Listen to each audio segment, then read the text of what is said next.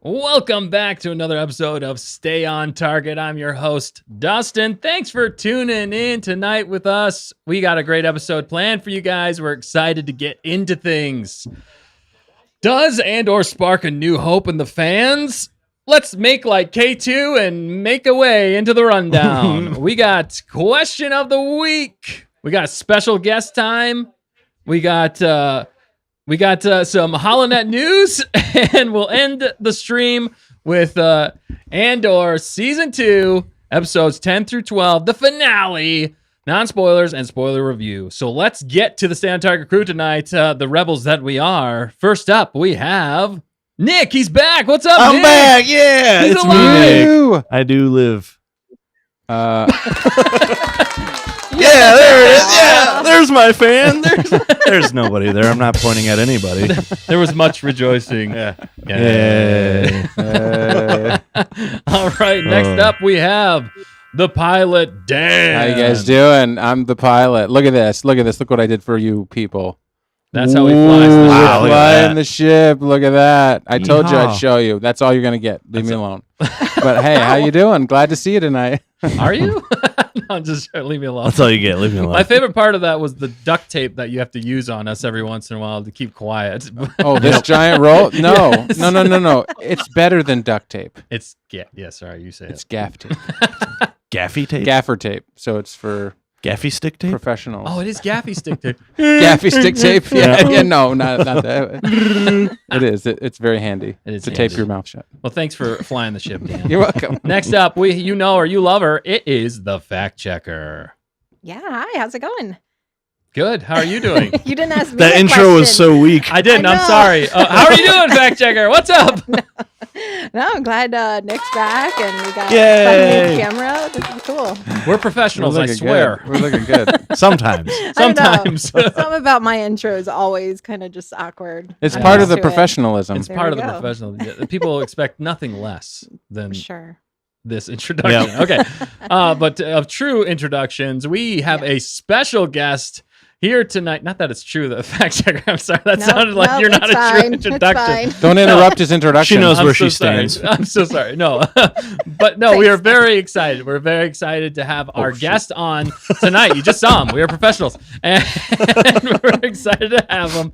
It is Matt the Moth The stinger. Rissman.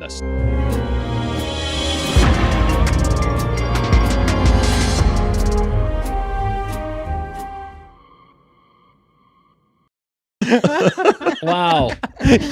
Yes. How you doing, Matt? What's up, Matt? I'm doing great. It's a live show. It's a live show. Yeah, it's a live show. He knows. You know how it goes. Yeah. Oh man. yes, very well. Very well. We're very excited that you could come on the show tonight with us, with all of your knowledge of Star Wars, and we're very impressed. And it's great to have you on. And you have some amazing takes, and we're excited to get into that with you tonight. So thank you again for being here with us. Thanks so much for having me. Really enjoy the channel, and it's my privilege to be here. And hopefully I'll say something intelligent. Doesn't always happen, so we'll see. Well, What happens tonight. Hey, I'm you fit right in. You've already said more intelligent things than we have so That's far. right. So you're with the right group. Appreciate it. Appreciate it. All right. All right. Well, let's jump right into things. Let's get into question of the week. Can you speak Bocce? Of course I can, sir. It's like a second language to me. I'm a All right, spirit. shut up. I'll take this. Shut up, sir. Luke! So the question of the week is, what was your favorite episode from Andor Season 2? Was it episode 10? Was it episode 11? Or was it episode 12? The finale of Andor Season 2. What did you guys think? Which ones was your favorite? I'm going to go straight to the Moff himself, as you are the guest tonight. We'll have you lead it off. What was your favorite? Oh, so it's just of the last three, right? We're just picking the last three. Which Yes, we like just- the best? Yeah, and we'll do a follow-up question. That's a great point. We'll follow it up with favorite episode of the whole entire series. I think for me it must have been number 11. I think episode 11 of these three, it's very close. It's very close between 11 and 12. It's not that I didn't like 10, but of the three, I think 11 was my favorite. Wow, that's awesome. That's a great take. And I know, sorry, we're still in non-spoiler territory, so it's a little difficult to talk too much about it. Mhm. But I don't want to give anything. I was like, well, I don't want to say any more, but I think it was 11. it was a perfectly professional response, and I appreciate that about you. All right, Nick, what about you? Which one was your favorite? Yeah, no, I'm gonna have to agree with Matt. I think it was episode 11 because it starts off like the tail end of 10, but then all of 11 is just like pure cinema. Yeah, no, that's great take. Yeah, You absolutely. can't argue with the Moff himself, Right? Matt. I can't. Well, you usually can. it's I end you up can. disappeared. Yeah, you can, but you might end up on the ISB. Well, I won't go into too much. Yeah, Don't yeah. spoil Oh. things. Might end up. Spoilers. Well, we can't even say that yet. You might Yeah, end up. right. Yeah. Go to an unlisted black site. You go to a safe and secure location. yeah. All right, Dan. What about you? What was your favorite I have episode? for sure it was episode 10 for me. I freaked out watching episode 10 just about the entire way. For me, that was as perfect to me as 8 and 9. For me, 8, 9, and 10, but we're not talking about 8 and 9. This is 10 through 12.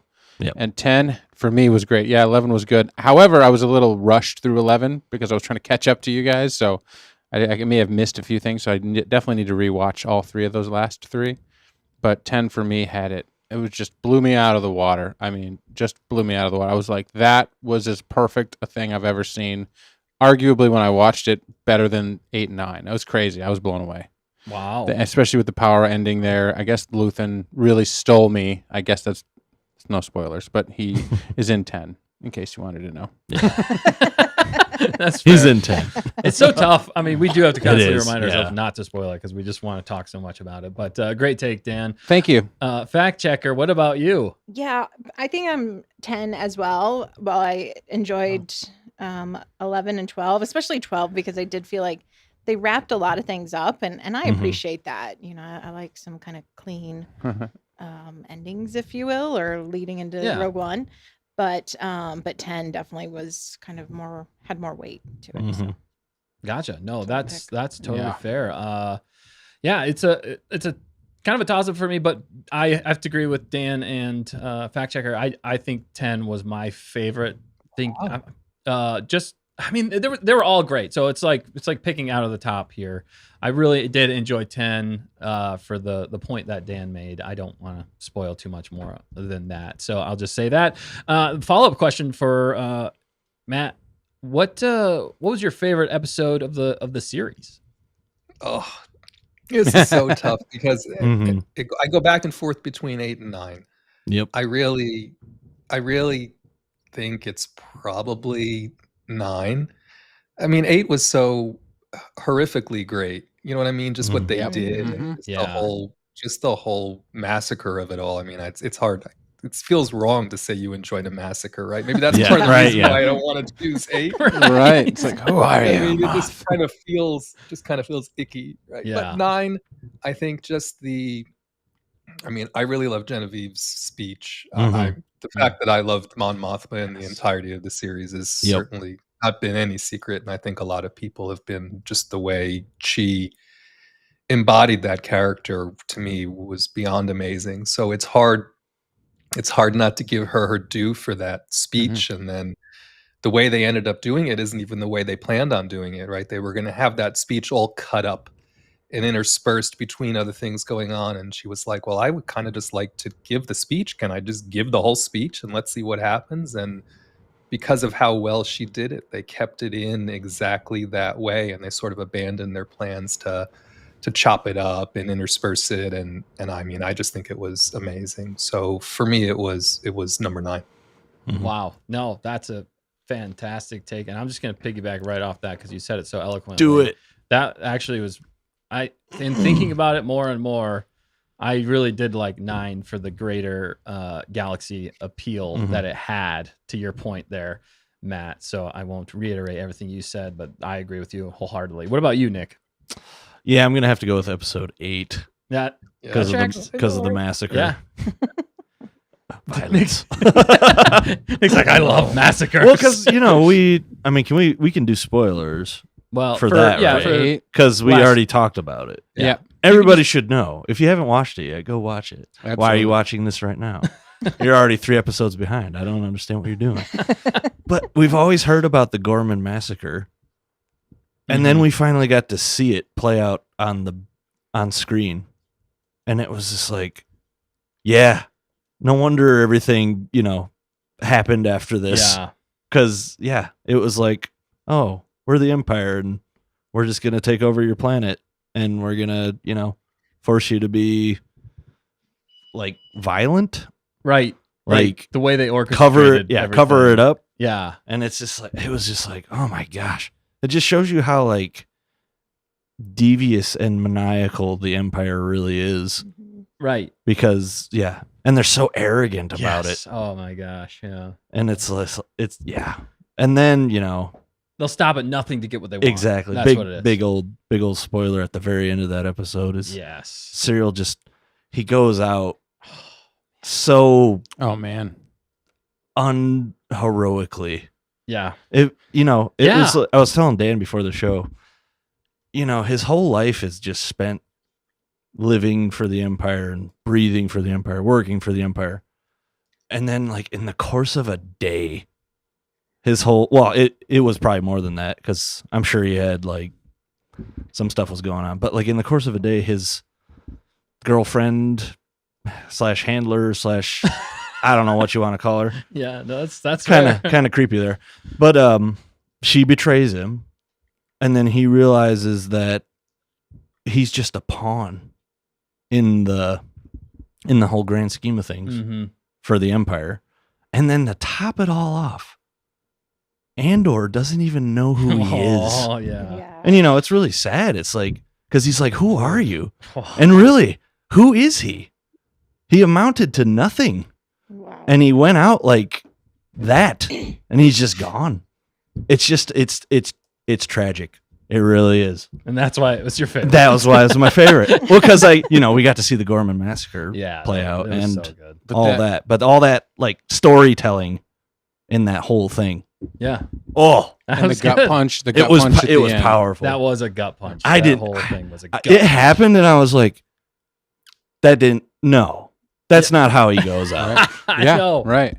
Yep. It was even if He's you just watch he was just a cog in the machine. if you watch it back, like our reaction is like, did Yeah. that just happen? Right? Like we were all so surprised. Yeah. We were like, what? What? Yeah.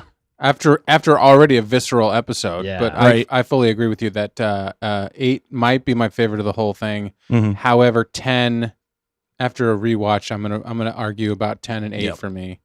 Those are very tight, but they both had a similar ending.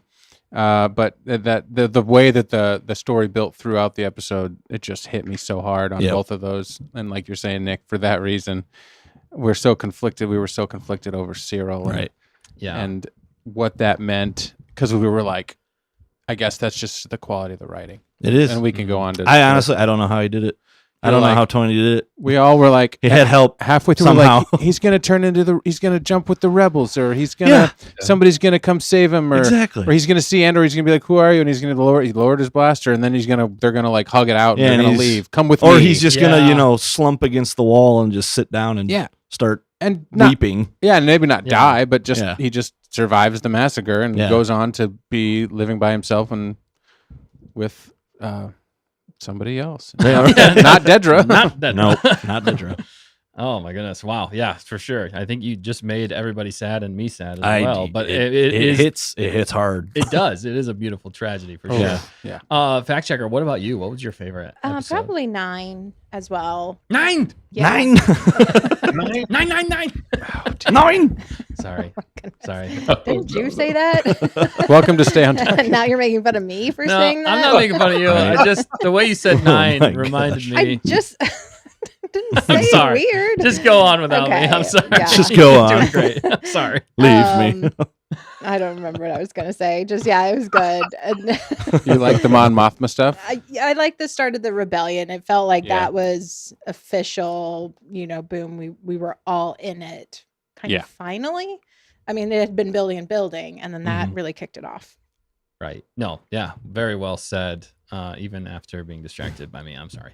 But Fact checker's wow. never distracted. fact checker Never is always- happens. Never happens. Sounds like rebel propaganda.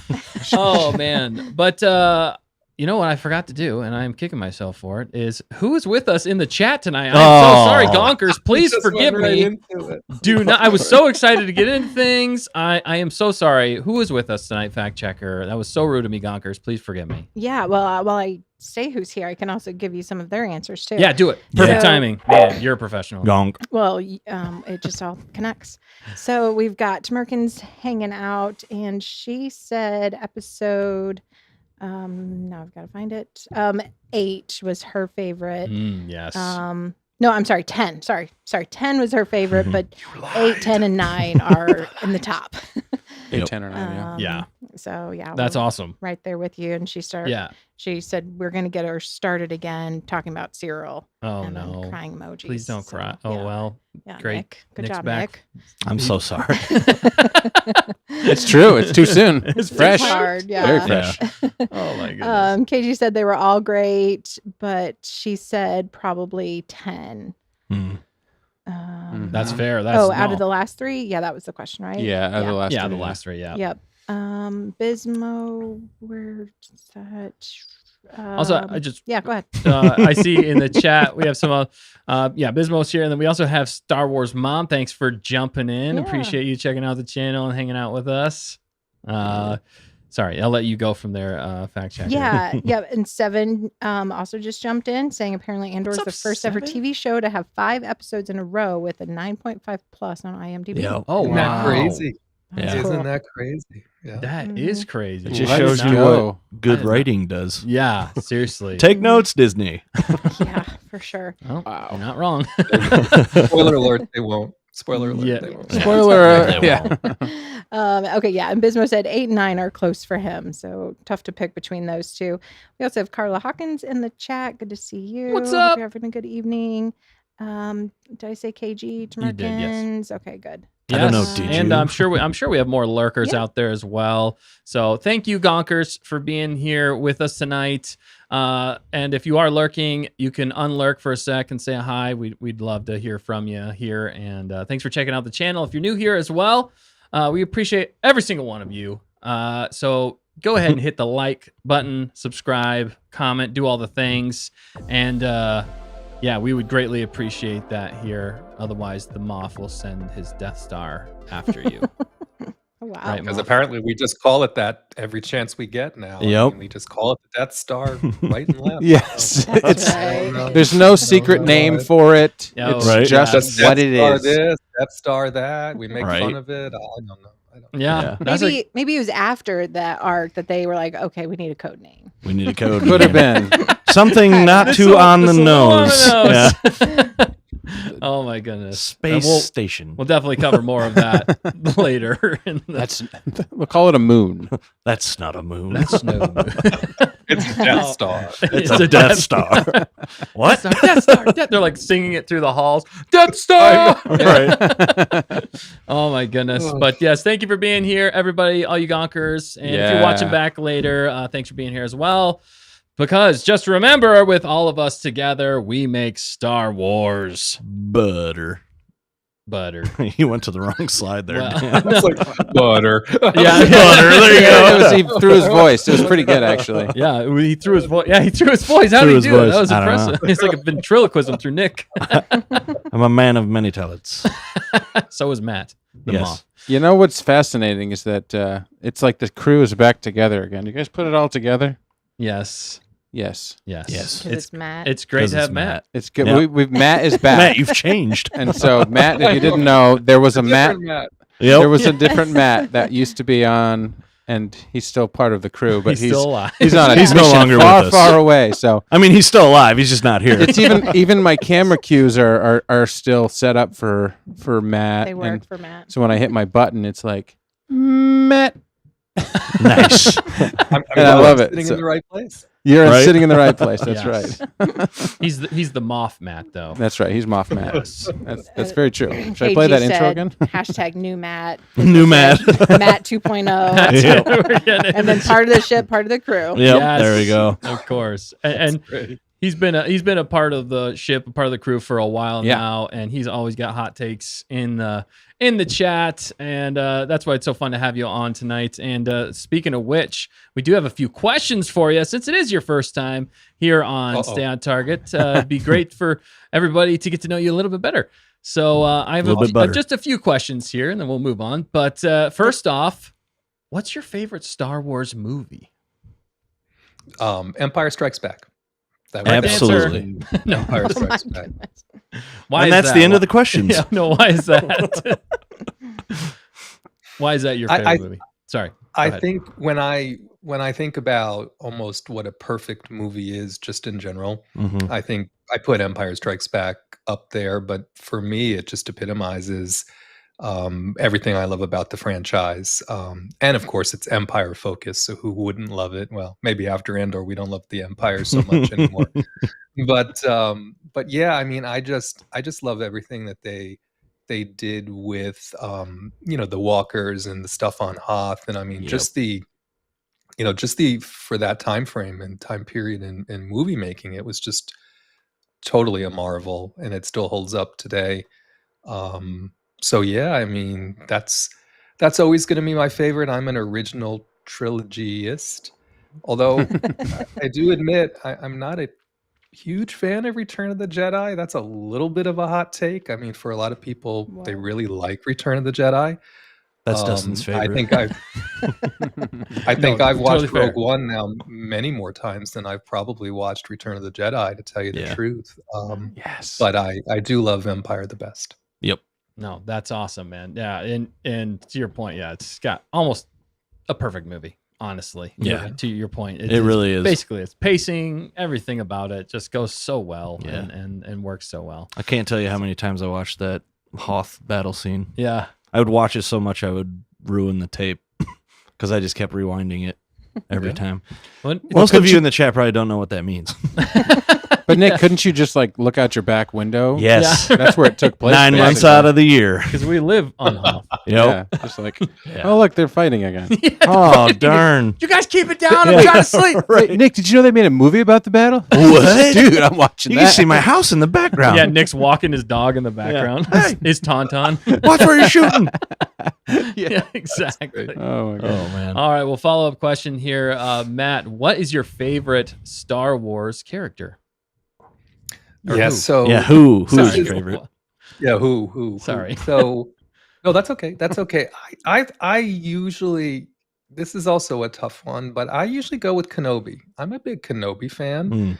Mm. And I especially like Ewan McGregor's portrayal of Kenobi, even through the Kenobi series. We don't need to go into the Kenobi of it all as far as that goes, but I mean, I'm a big fan of him as Kenobi. I think the story of both Kenobi and Yoda, obviously, they're quite tragic if you think about what all happened through the prequels and what they ended up being responsible for, and just how all that happened. But of all the stories they've told, even through animation, I go with Kenobi usually as my top character. Mhm. Yeah, no, that's great. He is definitely one of the best characters in all Yep. Star Wars. Probably one of the most, almost one of the most fleshed out Yeah. through it all. You know. Yeah. And so he that's never, he never gets down very long. Yeah. You know, he never Yeah. goes to the dark side. I don't think he even. No, he doesn't. If I'm Unless- remembering correctly, Yeah. Even when his show was terrible, he was Yeah. still positive. he was still positive. Wow. He When he carried was the feeling show. down, when he was feeling down in that show, he had Bale right there to cheer him up in his Yep. cave. How about Yeah. that? There you go. Bale Exactly. just showing right Just up. showing right up. Yep. Lens He in the tried- hand. Yeah. He tried to hide in his cave. What was even the point of A New Hope if Bale could just Skype Exactly. him anytime? Why not? It would have helped. Are their weekly Zoom calls, you know? Yeah. Right. How you doing? He's How like does his that make you therapist. feel? Yeah, yeah, exactly. That's what he's How are calling the it. suns? Is it hot? Is it hot? Right. today? What's the weather like today? Is the sand still coarse and rough and irritating? Does it get everywhere? Asking for a friend. Yeah, no, that's a great point. He's the first Jedi we ever saw. If Yeah, Yes. canonically, Yeah, you're right. Canonically, you yep. know, so that's kind of a neat throw. And Mhm. I always equate Kenobi to like Rocky. He always Mhm. he gets hit and hit and hit, but he always Gets knocked down. he keeps getting knocked down, but he always chooses He the always light gets side, back up. and he always Yep. gets back up, and he keeps trying to do the right thing no matter what. So Mhm. that's why he's so Solid as a rock. likable, even with his flaws, Mhm. which he admits sometimes. Of course, I have failed you. I have failed. Even you, he Anakin. took ownership of that. I That was have bold. failed you. There's a lot going on. I but, would say though his babysitting skills not the best. Not great. No, it's good. Well, Probably are we needs some are we development. counting it canon? Yeah, Is it canon? needs- That show. the babysitting the moment. babysitting Yeah. moments. Yeah. Oh my goodness, these kids keep getting away. Right. They're fast. They are fast. I guess. Yeah, that was Only true. one running through the volume. Let's Right. keep going. Let's not. Yep. Let's keep going. Let's not. You said not to. We're not going to go into it. Listen to them off. All right. All right. Last question here. This is probably the most important. Fact checker asked it earlier, but who is your favorite person in Stay on Target? And stay on target. I was kidding. I didn't really think that It was gonna too make good not to bring She's up, though. she's just saying that because she knows you're not going to pick her. Wait, so you're actually Exactly. asking him the You question don't that have you didn't to want to answer. ask Yeah, him no. the question? That's a trick there's question. there's only one answer, and it's fact checker. I mean, this is an easy Boom. question. Oh wow. He got the right It's a answer. cop out. Wow. I'm Man, this guy's good. He's good. This guy's good. He's I playing- lost all respect for him, but he's good. Whoa. wow. No, I am very honored. See, I want to Thank invite you. it back. I know what the right answer is. I know. Right. That's right. Well, I that's think funny. after tonight, everybody's favorite will be Matt the mom. Yeah, That's true. Yeah. That's true. definitely. Already is. Well, No. He's, Mom. he's my favorite. He's Yeah. my favorite. He's my favorite. He's my favorite Matt. He's my favorite man. Whoa, okay. Oh, We need to have a whoa. meeting of Shots a meeting of fired. the Pew, Matts pew. now. Yeah, we do need the Of all meeting the of the Matts Matts. present, of all the Right. Matts present, That's I'm the very. Yep, there you go. Oh my Oh my goodness. gosh, a full That's Matt great. takeover. That's what we need. Yeah, full Matt takeover. Yep. The Matts are in. All right. Well, we got some more that we got to get to. We got some HoloNet news here that we're going to talk about real quick. Do you have a stinger for that, Dan? Yeah. Everything's under control. We're fine. Sorry. Anyway, was a HoloNet quick one. news. That was a quick one. Yeah, right. All right. The news is it's George Lucas's 81st birthday, and we just want to wish him the happiest of birthdays because Woo! thank the creator. None of us would be here talking about this without him, and he is a legend, man. He a is. legend in so many ways, and I'm just so glad that he created this universe that we all get to play in. Right. That's the crazy thing. Does he? Without him- Does he want it? Remember when it's your birthday at Stay on Target, you get options. Oh no. Mhm. I'm just saying, like, do you sing fast and low? What is it? Fast and Fast high and or high, slow and low? Slow and low. You can do both. Either. Do you Yeah. think he wants us to sing him happy birthday? I don't think he does. Okay, well then No, that's it. Dan, he doesn't know we exist. He doesn't. No, oh, I he thought he doesn't was even know watching. who we are. Which is I heard. fair. I heard he was watching the other day. Right, Somebody yeah. told me that. Yeah, well, actually, we did. Oh no, we had Dave It was- Filoni show up one time in our chat. And Luke Yeah. Skywalker And was Luke here Skywalker. yesterday. Oh, Luke Skywalker. That's Luke right. Skywalker Yeah, was it here. was. So you know. It was the Sometimes real we have a Dave George Filoni. Lucas show. We have a George Lucas show up. Sometimes. Right. Yeah. Oh yes. We get excited. I mean, you got George Lucas. I guess I was thinking of the wrong famous person. Yeah, we're just so happy here. You guys got anything else you want to say to George? Because obviously he's watching right now. Nick, you want to say anything? Faster with more intensity. He's 81. Calm down. No, he needs to go faster. You Aw. can't slow down, George. 81. going. 81's the new 18. You know, I mean, he's got a long way to go. He's Well, only if you flip the numbers. somehow George Lucas returned. Somehow I'm Yeah. just saying, that would it's be like, incredible. It's I gonna think he happen. had a hand in Andor season 2 or Andor. You had a hand door. And I don't believe so. Matt might know more about that. Do you know if Matt, did George have any hand in Andor season 2 that you know of? I think the last time, according to Gilroy, because somebody asked him Oh, this nice. question. He said the last time he did hear from George was after Rogue One, and he said Hmm. they talked for quite a while, Cool. and George was a fan of Rogue One. Nice. But I don't know how much George checks in to any of the other stuff. Allegedly, I think he did watch Kenobi, and I think he didn't hate it. I think he liked it. So maybe he's just being polite. It's George. I don't, Yeah. although he's not really known for his politeness sometimes. But Right. Yeah. I get the impression that George doesn't spend a lot of his time at home Star Warsing it. That's just an impression I get in his Right. retirement. I just think he's busy with other stuff. Right. Makes He's sense. moved on. Yeah, that's what he even said. He was Star Wars. It was like a X. You gotta just move on, type of deal. But he's such a creative person too. I imagine he's just doing stuff. He's got ideas. He's Oh, got, yeah. Right. Mhm. you know. 'Cause he was working on a museum. I think was one of the big projects he had been working on for quite a while. Imagine so George Lucas building a house. I mean, It belongs in a museum. It's all CGI. So do you. I don't know. Oh my I'm just God. joking. I'm just saying, like, talk about add-ons and additions. The house has been done, George, for 17 years. Right. Like, do you want to go back and rebuild it again? I imagine there's all kinds of stuff. You imagine being George Lucas's builder. Are you calling out George when we're trying to tell him happy birthday? No, I want to see his house. Is what I'm saying. So I do, if yeah, you, right. we'll come sing happy birthday to you. We will. We would totally do it. That's your 82nd, though. We'll Yeah. give you a year. And do you think his preparation. house has bricks and screws? Are there any bricks and screws involved in his house? You never know. Right. I think there would have That's to right. be Maybe. at some point, but who knows? I don't know. He might have revolutionized the house building, The industry. housing I mean, industry. He revolutionized cinema for all of us. Right. Yeah, The they- legend that he is. It's very, very green. His house, very green. House is Lots Very of green everywhere. and green, blue, green and blue, green yeah. and blue. Yes, he can change it to look like anything he wants at any time. It's He, like- Mustafar one day, the next day it's something. He pays like background people to just like walk by, and he just every once in a while he says faster, more intense. Yep. Oh my goodness! Really- His house is painted all green. It's just all green it screen. takes him back every time. Yeah. I don't know. I heard him talk recently at some kind of a film festival, and I still enjoy hearing him talk. Yeah. And he's told some of the same stories to some of the same people, and it was like 50 years. It's approaching 50 years, obviously, since Star Wars. So he'll probably show up next year for things more. Mhm. But that anytime you hear him talk about how that came about, it's like, what? Like, how did this even happen? It's really a crazy story. Yeah. How it really worked out with him and his film career. And I mean, it's just, if things are meant to be, they're meant to be. I Yep. think that's Yeah. the point. Even he was like, they liked the one I made about the fast cars, so then they gave me a deal for whatever I wanted, and I told them I wanted to do, Yep. and then they tried to cancel it, and I don't know, it's just crazy. So I Right. guess it's a He lesson didn't, in he life. didn't think it was going to succeed. No, and then Yeah. then he was like, well, he put every sort, but that was the thing that he had been thinking about for the longest. So just Yep. like Gilroy and Andor, like with the revolutions and things that he talked about, like this is life's work and studying, and Mhm. so when he made this, it's like it really shows that when you put some time into something and you really want to do it, it has a lot of potential. It's going to connect with people Yeah. at least, whether or not it's a huge success. It's going to connect with people if it's from your art to theirs. Mhm. Right. That's what George did.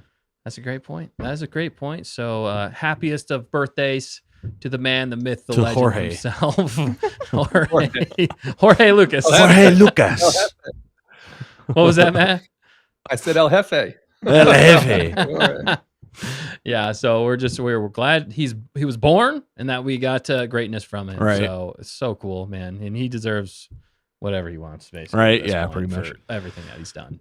So cool. All right, we got more. We got a lot more. To talk We got about. lots more. But quickly, we're gonna get since Nick is here with us tonight.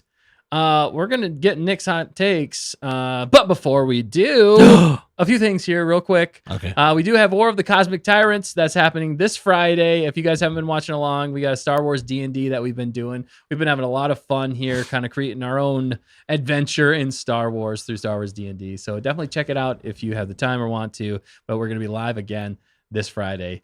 We're having a lot of fun. Quick thing. Yes, on fact checker, that, go. We have a new emoji that connects to it. Emoji. Oh, What? yes. And What Nick is is it? here. He is here.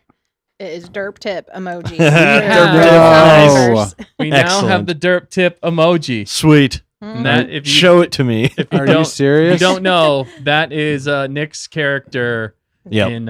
in War of the Cosmic Tyrants. There it- And Oh, yes. Nice and pink. That's awesome. Tell him what your character is. Tell him a little bit about your character. Real He's quick. a Talls.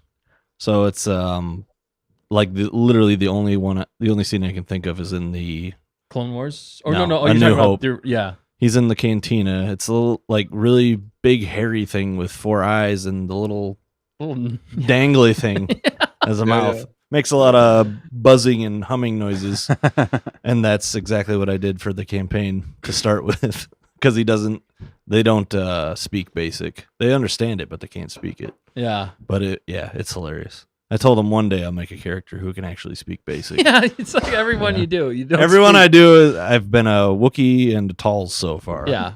I'm just going to go through all of them. Yeah, you're just going to be every alien creature. We're going to have to figure out how to talk to you every time. But yeah. No, it's a fun time. He's a fun character. Oh, yeah. I like him. Good old derp. Good old Derp Tip. Yeah, Derp Tip. That's the character name. Yep. Name. Oh my goodness. All right. Well, that's War of the Cosmic Tyrants. Well, am I figuring anything else, fact checker? Sorry, I want to make sure I'm not missing anything. Just a little merch plug. Yes. Okay. I knew you told me something. I'm sorry. Nice. Yeah. So if you guys haven't yet, definitely check out our merch site. We'll throw it up here in the chat, and we'll have it linked as well. If you want any Stay on Target merch, I'm wearing some right now. The hat, there's more, and we just released a new T-shirt as well. That the Roll Twins, longtime friends and fans of the show, they created it, and it's awesome.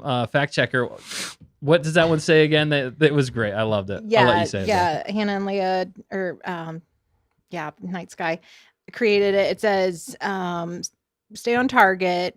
The show where we do anything but stay on target. So super cute design, nice little catchphrase, and yeah, it's added in the merch store. Yeah. I think I can bring the image of it. You want me to do that or no? That'd be awesome. Yeah. All right, let me drop it here. It's gonna be right on your face. What? The blue. Boom. Wow, look at that. That's cool. There it Yeah. is. There Yeah. it is. Yes. So that is the new design, the new T-shirt design over on our merch channel. And just know that everything that you guys buy or contribute to the channel goes right back into making this channel the best that it can be for you guys. Because we just want to provide you with the best Star Wars quality content that we can, and hopefully have fun along the way. Mm-hmm. So cool. We got more though to get into. We're gonna get to Nick's hot more. overview on Andor season 2. So. Since you haven't been here with us, we're kind of catching up now. I thought we'd get your quick thoughts on Andor Season 2 before we jump into the non-spoiler review. Oof, Obviously, yeah. this is still non-spoiler. Sorry, Yes. Nick, but have at Honestly, thee. this whole show it's enough to make a grown man cry. I'm not even joking, in a good way. Like, it's so emotional, and you get so attached to the characters that, they've all been fleshed out. I don't think there's one instance where you meet a character and you're like, yeah. Anyway, like much to see, moving on. They're all and the universe feels lived in. Mhm. It really does. And there's weight. There's consequences to actions. And it's not just like, oh, go do this, and they go do it and nothing happens. It's like, oh, you did this, now this is going to happen. It's just, like I was telling Dan before this, I don't know how Tony Gilroy did it. I don't know how he wrote all of this without, I can't even think of a mistake that he made. I mean, one mistake. Canonically speaking, where are the Bothans at? Well, Where are the Bothans that died for this for the information? That's for Return of the Well, Jedi. that's though. That's the DS2. Is it really? Yeah, that's Death Star 2. Yeah. Oh, Yeah. never mind then. That's It's flawless. It's flawless. yeah. I thought of that too at one point, but Yeah. that's post. Yeah. Stardust. Okay, that makes sense now. The Wow. Moff knows. I'm an idiot. Listen, but I would be all about him coming back and doing a series that Yeah. takes us between Empire Strikes Back and Return of the Jedi, and Absolutely. does deal with. Some people think it's Manny Bothan. It's like they make fun of it. It's like, Yeah, yeah, but- she didn't say Manny Bothan. She said Manny Bothan. I was like, I don't Right. care who it is. I'd like Yep. to see the story of how all of that Yep. happened, unless now we think we've had enough of Death Star plans and Yeah. and the like. But I mean, I think he could do. I don't think he has any desire to, but I think he could do a great job Mhm. telling that story as well, and how they got a second Death Star. Because now people have been like, is there that weight because of what they did on the first Death Star, and then there was just a Mhm. second Yeah. one, and blah blah blah, whatever. But I mean, there's stories to be told there canonically on screen that I think would be very interesting. Yeah. Yeah, And definitely. that's going back to I don't really watch Return of the Jedi, so that makes sense that I missed that one. We got some Return of the You don't Jedi. watch Return of the Jedi? I don't What? like. But when you watch, I'm with Matt. it's I don't. Empire I Strikes don't really Back. like it. Wow. It's not great. that. It's I mean, just I don't know. When you go it when you go hurts, from Empire but- to Return of the Jedi, it's kind of like Empire's at the peak, and then it goes downhill. wow. I mean, Wow. but the moment of Vader throwing what's his name down. I the mean, thing, yeah. you know? Come on. It's great. There are moments, Yeah. but throughout, Empire is way better Empire, like yeah, at perfect show. storytelling. It's the I'm not gonna director. go I into know It's that. the it cinematographer. hurts a lot of people, and I feel does. like if you ask the 8 or 9-year-old me who watched Return of the Jedi in the theater, obviously I would give you a very different answer than I give you at this age now, which is sadly quite a bit away from 8 or 9 years Right. old. Yep. But on Nick's point, if you think about those two movies together, it's just a whole Return of the Jedi is just a whole different way the story is told, right? Everything Mhm. about it is different from an Empire perspective, and some of that was driven around the Ewok of it all and the cuteness factor, and they made some very specific marketing decisions there, which I get. I just think it is a step down in Star Wars quality. Again, I don't mean to say I hate Return of the Jedi, right? Return of the Jedi is still one of my favorite Star Wars movies. It's just not in my top 3. Right. No, that's fair, and that's exactly why Return of the Jedi, though, like you said, like 8-year-old me, it hit me at like the perfect time, and happy endings for a kid in the Star Wars galaxy was awesome. And my favorite color was always green, so it's actually a very silly thing why I like it so much. But when he ignites the green lightsaber and he's like a full Jedi, That's true. Yeah. That's why I was so hyped about that one. I It agree was a with cool all. opening. Yeah. Yeah, I agree with all your points though when it comes Yeah. to the quality. That's why I know that Empire Strikes Back is a better movie, and I will say it's a better movie all the way around because it is. It just is. It's next to a perfect movie. But Return of the Jedi definitely sells a special place in my heart. More nostalgic, I think, for me as a kid Mhm. than it is quality. Yeah. Because to your point, Matt, that the marketing decisions, I think, in some ways cheapened the movie, but it would have been cooler if they were actually Wookiees, because wasn't that the real? That's what he actually wanted to do, but Yes. then they had to go a different route. Yep. So Yeah. I think that would have been a lot better. It would have had a lot more weight to it if it was Wookiees. They're on Kashyyyk. Yeah. But they're cute though too for kids. Again, it's pretty fun. They're horrifying in the video game. Yeah, that's true. So anyway, last little take here. Oh, but Nick, yeah, on- going You back to blew away Andor. the chat, by the way. What are they saying? I'm sorry. Well, Let's no, jump in if I'm just missing saying anything. Nick blew away the chat. There were some things I had to bring up, but this one I loved. Let's see if I can bring it Blew them in. away like a Death Star. You did, Nick. Andor Sweet. made Nick's heart grow 3 sizes Yeah. and turned Bismo around. That was Wow. always the plan. That I was knew that always was the going to plan. happen. What? You know, It's happened, yeah. guys. Remember this moment, Right. and yep, that's what Well, it said. This is perhaps the most elegantly I've ever heard Nick speak about Yeah. anything ever. Wow, I'm Uh-huh. shocked. Yeah. Whoa. It's And then true. So much so that we have Oscar Tecolote Yep. become a member. Tecolote. Thank you for Nice. joining Thank you, Oscar Oscar. and becoming Welcome a member. To the Welcome rabbit hole. To the I rabbit. can even play the plug. Well, why not? Yeah. Can you do gonk? Because he said he joined for the gonk. He He joined for specifically. the Gonk. gonk. Let's Yes. go. You get Nice. all the gonks you want. Well, I mean, and we had Matt here tonight, so I think that's probably the real. Right? It's the Yeah. real reason. yeah. Matt. He's like, I know Matt. I know this We guy. finally have a professional on the show. right. You know. I like how you started with that. You're like, this is a professional show. We're professionals. And I'm like, And he immediately makes like professional 10 what? gaffes No, in I was a like, row. It was ironic. It was I know, that's what anything was so but funny. on target. Yeah. That's what was so. Oh Yeah. my. But getting back to the point on hand, like another the monologue show- coming. the show was so great. I was engrossed in every episode from Gross. start to finish. Yeah. It sounds bad, but it's good. I Yep, yep. assure you it is. Sorry. If this doesn't win like Emmys or Oscars or awards for like best score, I will have lost my faith in the Academy, You suck. because it's like, dude, how do you watch this and you're just like, man, that was all right. Like, no, it was storytelling at its finest, and that's what I'll leave it at. It Like made, Tony Gilroy needs to make more shows. yes, It made For you sure. feel something. yes, Yeah. Yes. multiple times. Yeah. Like so much so that there was so much we don't have time to reel before it's already been a week. Right? We got to go back in the Yeah.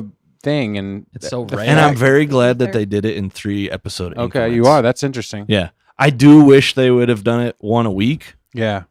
I know why they didn't, because, technically it's like 3 days, like per arc. Yeah. And that makes sense. But yeah, it really sucks that we can't watch anymore.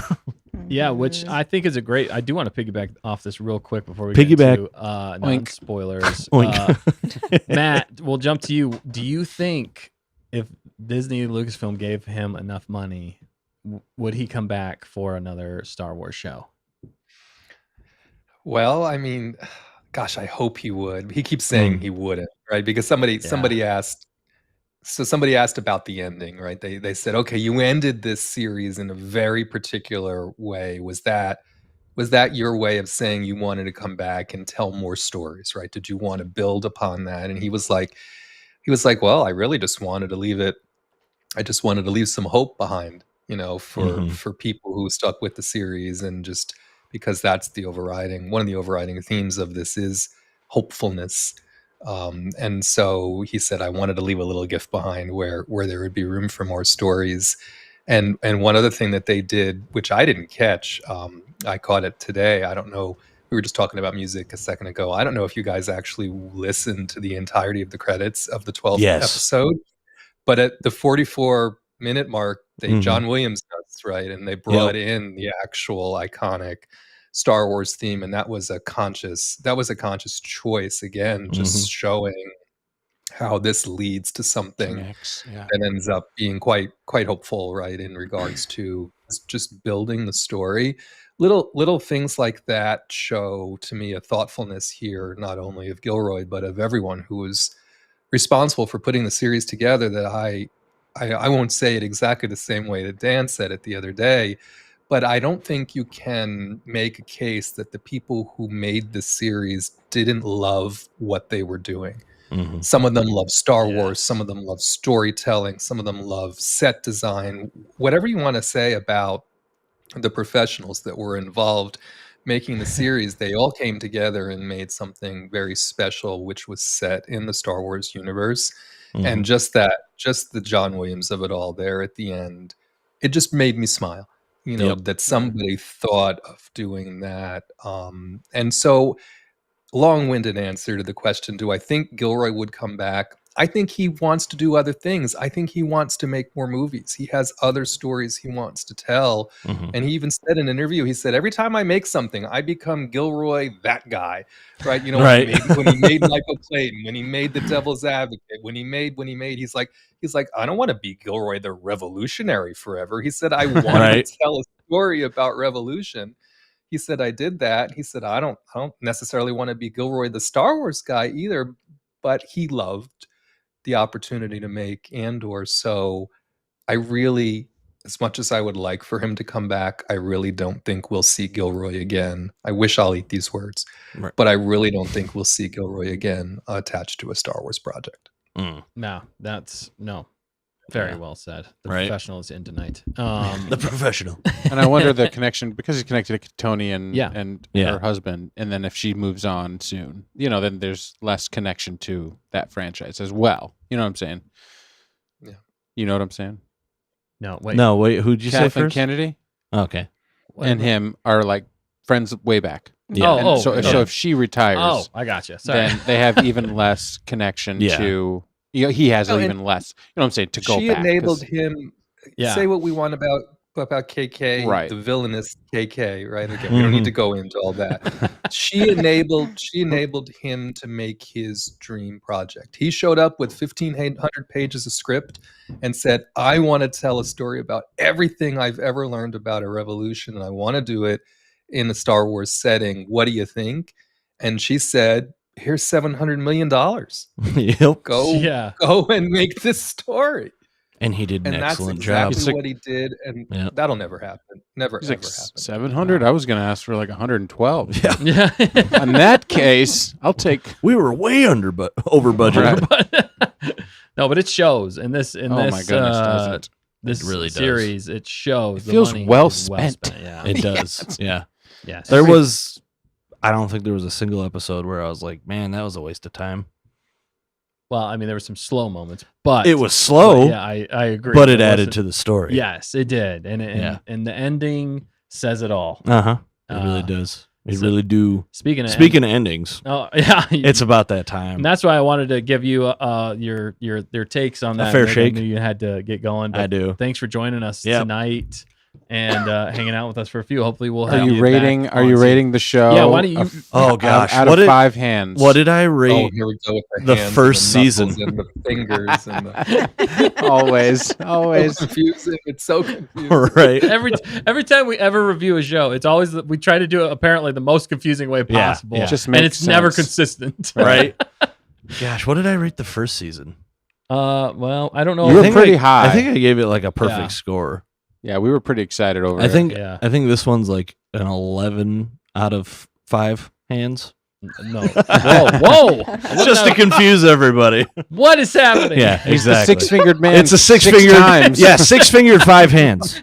6-fingered 5 hands, man. There you go. Oh, there we go. It's That's that what I good. rated. Oh gosh, yeah. Like Wow. this will go down in history as one of the best Star Wars shows they ever made. Yep. Guaranteed. Yeah. I Yeah. mean, after that, it's Yep. definitely a contender for the top spot. Mm-hmm. I think Definitely. it's in the top spot. I Honestly, mean, yeah. right now it And is. it has more rewatchability It does. than so many other things Yep. that I've ever seen. Absolutely. It's like there's so many layers. And then when you hear him talk about it, you want to go back and watch it again Yeah. to get what he was talking about because you didn't get that the first time.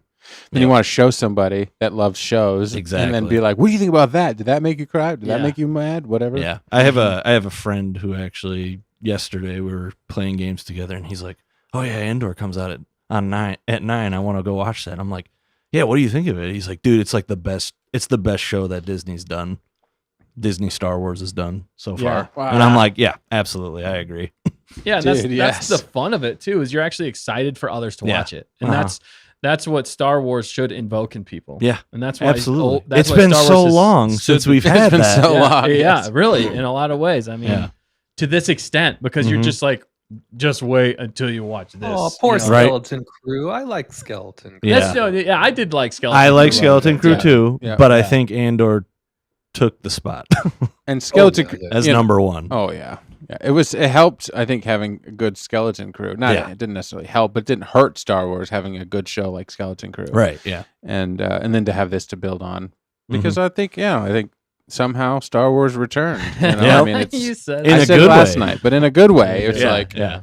thankfully Right. Yeah. we got something we can all share emotions with. Right. And because it's Star Wars, it's like multiplied 10x, maybe 100x Yep. Wow. when you watch something that's incredible. 1977X. Maybe 11 hands or 11 fingers. 11. Yeah. 11 Oh, out of 5 hands. What is happening? 11 fingers on one hand. Well, you are an alien, so dirt tip. I think a derp tip. Hey, wait, real quick before you go, rate your. So, what is your actual list of Star Wars shows at this time? We always do that. Star Wars after. shows. 1 is Andor. 2 is Skeleton Crew. Wow. Well, wait, let me think. Yeah, Mando. In No, there. I mean that's totally fair. Mando's a Season 1 and 2. yeah. It's like a part of Mando. Yeah. Right. It's not the whole season. Yeah, I'd say Mando's number 3 if I'm counting the whole all seasons. Right. Season 3. Wow, is that is a hot take. Yeah. That is a hot take. Yeah. And you're not even going to mention the rest. Okay, No. that's fair. No, top 3. The other 2 spots don't even exist because there's no good shows. Yeah. You mean I guess we're specifically talking live action. Yeah, live action. So. And you got- And even the animated stuff, I'm like, it was all right. Well, like Tales of the Jedi was good.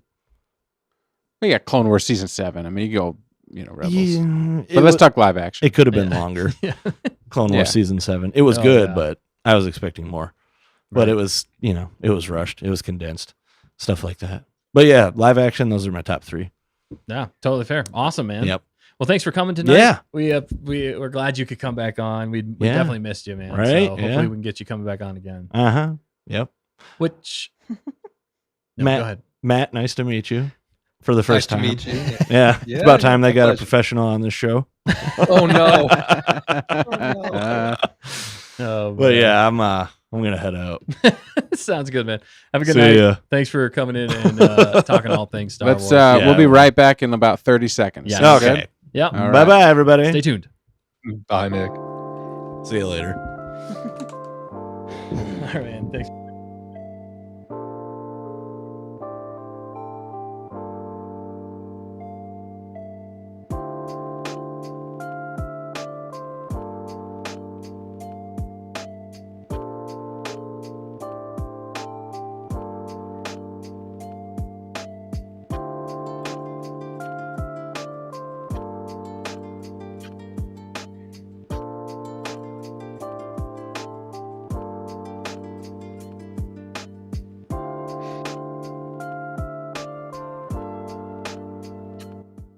And we're back.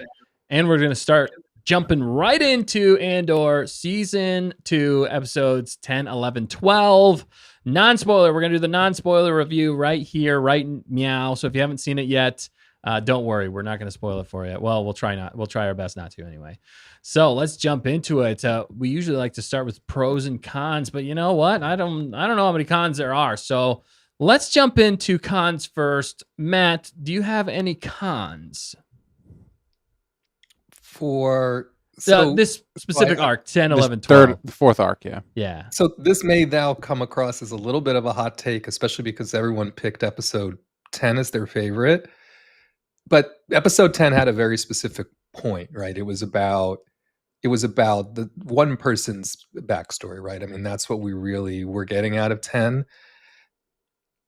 I was a little underwhelmed by that person's backstory, to tell you the truth. Okay. And Wow. so I didn't think it was bad, and I can't tell you exactly what I was expecting, but what we got was just a little bit, maybe it was just a little bit different than what I thought it was going to be. I liked how it built the relationship between them and the other character. Again, their backstories ended up obviously being Right. being together. So I thought that was pretty interesting.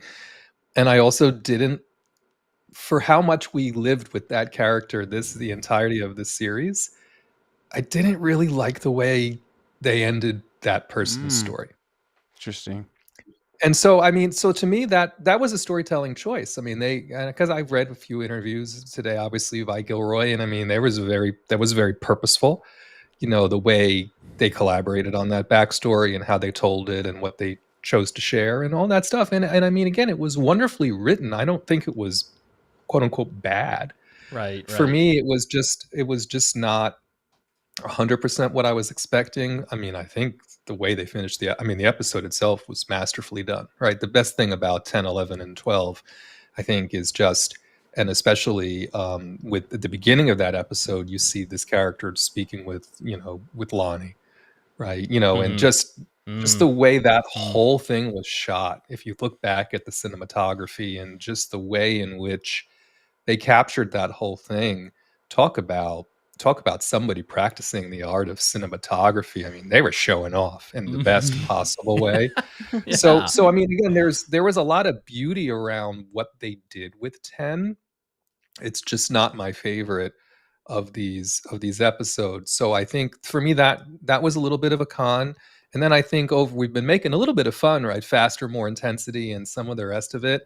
I thought, especially compared to the last arc, this arc was a little bit slower than I expected. And I don't think it wasn't that I'm not going to use the B word. I'm not going to say it was boring at all, because I was engrossed the whole time. Mm-hmm. Right. But it was noticeably slower. And again, that was a choice. Even Gilroy said, he's like, I always go pedal to the metal. I'm always going full speed. And he said, he made a conscious decision, especially as we were finishing up 12, not to do that, and to let the characters breathe and to allow them to finish telling their own stories and just getting us where he wanted us to be very organically. It's just one of those things where I'm glad they did do the 3 episodes, and I'm glad where the 3 episodes were. Mm-hmm. And then, because 11 was a cliffhanger, right? So 11, they're in the hallway. There's a hallway scene at 11, and then it cuts off, and then 12 starts with them finishing that hallway scene or whatever. That's dirty, right? That's a dirty thing to leave you on. So again, putting the 3 episodes together, I thought I thought worked. But for me, if I had to pick a con, I don't know. I just expected it to be maybe a little bit faster. And then the last thing I will say that was a con for me was I still feel like K2SO was underutilized. When we finally got him, he did all the K2 things. Everything you thought he should do. He did some things that I didn't expect, right, when they were in the HUD, Yeah. and some other things, which I thought was especially humanizing for the character. But when he actually got out and, did things like you would expect him to do, it was great. But if you think about it, how many minutes of K2SO did we really get? It was not that much through a couple of episodes. And to me, I know that was a conscious decision. All of this, again, was for many reasons, the way they chose it. I would have liked more K2SO. No, those are perfect points, totally valid, Mhm. and I can't really disagree with you on any of those. So, although the character, that was one of my favorite characters in episode 10. But I do agree with more some character choices. I will have some more cons in the spoiler segment for some character choices and maybe what could have been more successful for that character. But I can understand why they did what they did to continue the story, to add tension and stuff like that. But for me, I was kind of like, but it was still really well executed. So, Dan, what about you? Do you have any cons for this? Nope. I agree that it did slow down to, well, I have one con because there's one particular character that's not my favorite and became less of my favorite. And it started to take me out a little bit because I couldn't get I couldn't get behind that character's motivation and frankly any of their dialogue. But it's but there was so much other good stuff around it that it didn't drag the ending out for me. It just kind of, as a matter of fact, I almost wanted a little bit more. Like while it was slow and you had time to breathe, I'm like, dude, you could have like put more stuff in here. Like you could have given us one more moment with this person, one more second with that person, and I think that's probably what he normally would have done, and I think I was ready for that. But I didn't care that it was slower. And for me, I did love 10, and so if they ended at 10, I would have been happy. Oh wow! Without obviously a little more 10, Yeah. 10 plus. 10 I don't know if I would have been happy with that. 10 I know I wouldn't have been. Yeah, 10 plus. But yeah, what we got at the beginning of 10 and the end of 10, and then the way that they capped it at the very, very end of 12 was lovely. Absolutely lovely. Yeah, and K2, Yeah. was the man. He was underutilized though. To your point, Matt, I could have. I wish we would have had more episodes in general with K2 and their antics and just him. I wanted. Yes, sir. Go ahead.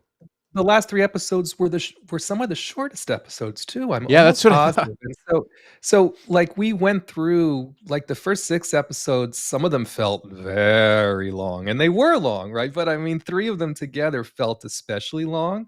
Then we got to the last 3 episodes, and on the points being made here, I was like, you could have given us, like, maybe they ran out of money, I don't know, but you could have given us 5 more minutes each.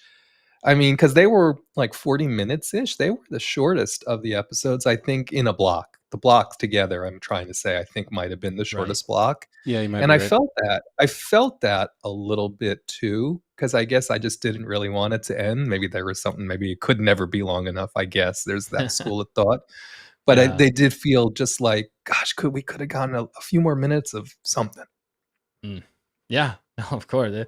And that's where, I mean, a good writing altogether, they want you to want more, I mean, that means they did a great job. So, but to your point, we could have used more, honestly. So, but it'll be talked about and speculated on for years, everything.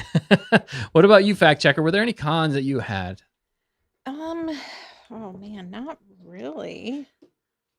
No, I think you guys kind of touched on some that I might have had, but no, overall, I liked the pacing and yeah, even though it was different, especially coming off of the epicness of 8 and 9, but I knew it would kind of need to settle down, and I was okay with that for at least 10, and then 11 and 12. Yeah, they kind of ramped it up a little bit more. There's some good tension and some good dialogue and actions that, or scenes maybe that we haven't gotten in other shows or other movies that it was nice to see in the Right. show. So yeah, no real cons. Nice. Wow, that's awesome.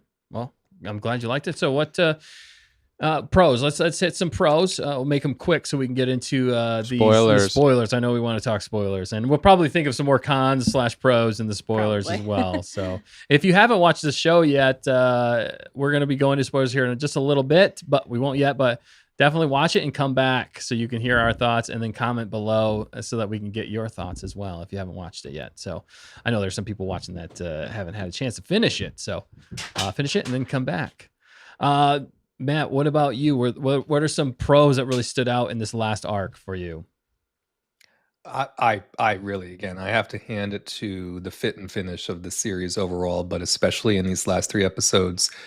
Somehow they keep showing us different things that are interesting in Coruscant and really making it feel alive and makes it feel real, right? It makes it feel like, Yes. okay, I could picture myself there doing those things or visiting that place and having that experience. And also I think they did the same thing with Yavin, right? They did they really had a bit of a blank canvas there. I mean, we picture Yavin always as the hangar and just out exterior, and then of course the round table and some of the other stuff. But the way they just showed people living there and interacting and building it out, and I think they took that task very seriously, and they were excited to do that. And I think I think that showed quite well. And so for me, the best thing about it was just everything about the production value, talking about seeing the money on the screen and just really feeling like, again, these people were living there. They weren't just extras spectating, and it did feel very lived in. It felt grimy. It felt dungy. It felt very original trilogy when you compare that to what we've gotten for New Republic, feels very polished. It feels almost too clean, and just some of the things where really it should probably feel the opposite. But anyway, I thought they did a great job, Yeah. with that part of it. And then one thing that I read that I thought was really interesting is the way they depicted the safe house, of all things. They wanted the safe house to be a character in this story. And I think if you use that context and think about the safe house at the end of the series versus when we had it at the beginning of the series, or as the series progressed, and just how they revisited that and just showed its deterioration and just some of the ways in which it played a role.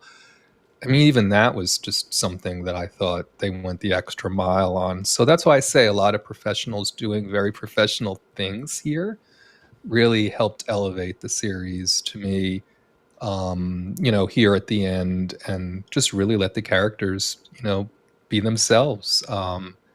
So even though I nitpicked a little bit on some of the cons, I mean, this was, even though it's very hard for me to say there's anything better than the Narkina 5 arc from the first season. I always go back to the episode 10 and some of the things that we got there, and was this as good as that? Was it better? Does it even matter? Right? Because this was pretty special and excellent, in its own right. I mean, I really think they nailed what for me is probably the most satisfying finale we've gotten for any of these multi-season Star Wars projects. Of course, again, I think they've failed pretty miserably on Mandalorian season 3, so maybe it's an unfair comparison, but no, I mean, I think they really knocked it out of the park. Yeah. No, again, very well said. I could not agree with you more on everything you said there. Dan, what about you? Any other pros that you want to bring up? Oh man, I love the music, of course. I love the look of everything, and it's been a thing all the way throughout. Obviously, like I did a couple of takes on some of the pieces of music as a result. They were that inspiring. I haven't done that in so long, and I just threw out, even up to that John Williams cue at the very, very, very, very end. Like the credits are worth listening to, and the way that they used music, the way they didn't use music, the way the sound design was just on point when K2 would do the things that he did, and I just love the listening experience, because we watched it with you guys and then we had headphones on. Like I've never watched so much Star Wars with headphones on. Yeah. And so like I usually am in a room with a speaker, maybe somebody's talking, maybe it's turned too quiet for a minute, or maybe it's way too loud. But having this here lets you really immerse yourself in the experience. And now I don't really want to watch anything any other way, because I do use these cans a lot for other things. But I was doubly engrossed, as Nick said earlier, in this experience because of what I heard. And you could almost not watch it and just listen, but there's so much that they're giving you visually too. So, but I'm half blind with my contacts out, so I'm listening a lot anyway. So let's use our ears. Yes, I do. I do see echolocation. The ears for me is a peak sensation for enjoying anything. If it's bad audio, if it's bad music, like it takes me out. Like it's not, but it's beautiful. No, it's trash. And no, it goes down a lot. It's not enough to lift it up. So anyway, that's it. Yeah. That's my biggest pro, and No. I think you guys nailed everything else. Totally fair. Fact checker, what about you? I would just say, in addition to what you guys already talked about, to not belabor the point, but the way we were surprised so often, I enjoyed. I really liked that. I didn't know what to expect and couldn't predict a lot that was to come. So that was neat.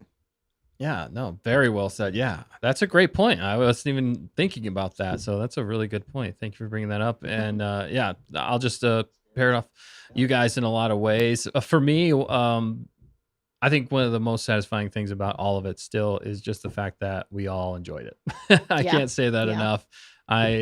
Not everybody enjoyed it. Sorry, it should be fair here. There are people out there that did not enjoy it, and you are definitely entitled to your opinion.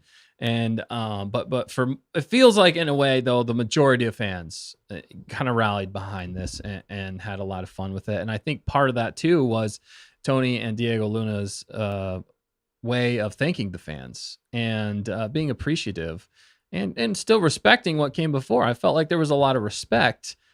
Even though Tony, I know, said something about not being a huge Star Wars fan, but I mean, he treated it serious. He's probably one of the only directors, writers that have taken it as seriously as he did and brought, I think, Star Wars new life. Now, is it for everybody? No, it's not really for kids, like we talked about, but just that fresh breath. In Star Wars that we got, and to your point, fact checker, that it surprised us. That's fun that we get to experience that, and that we can talk and have a good time talking to everybody. But yeah, the execution. There's just so many things about it that stand out for me. Other than that, that's my favorite. But secondary, I have to say, the props department deserves all the props. And the set designers, I mean, they went above and beyond. To your point, Matt. As everybody was loving. Professionals were doing a very professional job on this, and it shows. And I love those details. It feels like a world that we could walk into. Like I could, if we were to space travel and get there somehow, I feel like it would look like that. It would feel like that. So you guys all had amazing points there. And let us know in the chat as well what you guys thought about it, your pros and cons. And we're going to get to rating it right now so that we can get to the spoilers of it. So I'll jump to you again, Matt. We're doing a good round robin here already. What are you going to rate this arc? We're going to start with just this arc and then the series as a whole. But we'll start with just this arc so far. What's your rating? I'm gonna use guest privilege, and I'm gonna use a more traditional rating system because the hands and the fingers and the knuckles, it gets to be a lot. So That is totally fair. I think for me, the last arc, again, I'm gonna give it maybe 8.5. I'm between 8.5 and a 9 out of 10. Obviously, I mean, I think it was very satisfying. I didn't feel cheated at all. And on fact checker's point, where a few of these characters ended up, it surprised me. Some things happened that I was like, I really didn't think, I just didn't think it was going to happen. And so I have to always give something high marks when I get surprised about some of that stuff. So I think for me, again, it's about an 8.5 to a 9 for the season as a whole. I have to tell you, for the first 6 episodes, I was right around, I'm kind of with some of you guys here, I was right around a 7, right? The first 6 episodes were a little bit of a slog, right? There was, with the exception of I have to tell you honestly, if there was no TIE Avenger in those first 6 episodes, I probably wouldn't even have given it a 7, for goodness sake. Yeah. But the last 6 episodes and the series as a whole then I think was redeemed because of when they got to the meat and potatoes of what they were trying to tell in relation to Gorman and then the subsequent things leading up to the revelations around the Death Star and why they needed to act and all that stuff. It was very satisfying. So I would probably give the series overall probably also right around an 8.5 out of 10. Again, I would probably have rated it higher if the first 6 if it was a little bit more balanced from across the 12 episodes. And again, I think this is why they gave all 12 episodes out to the screeners and all those people. This is the best thing, I've ever seen since Empire came and all this stuff. And I'm after the first 6 episodes, I'm like, am I watching the right series? I mean, what are these people? Right. Yes. Yeah. So, but again, I think it was totally satisfying.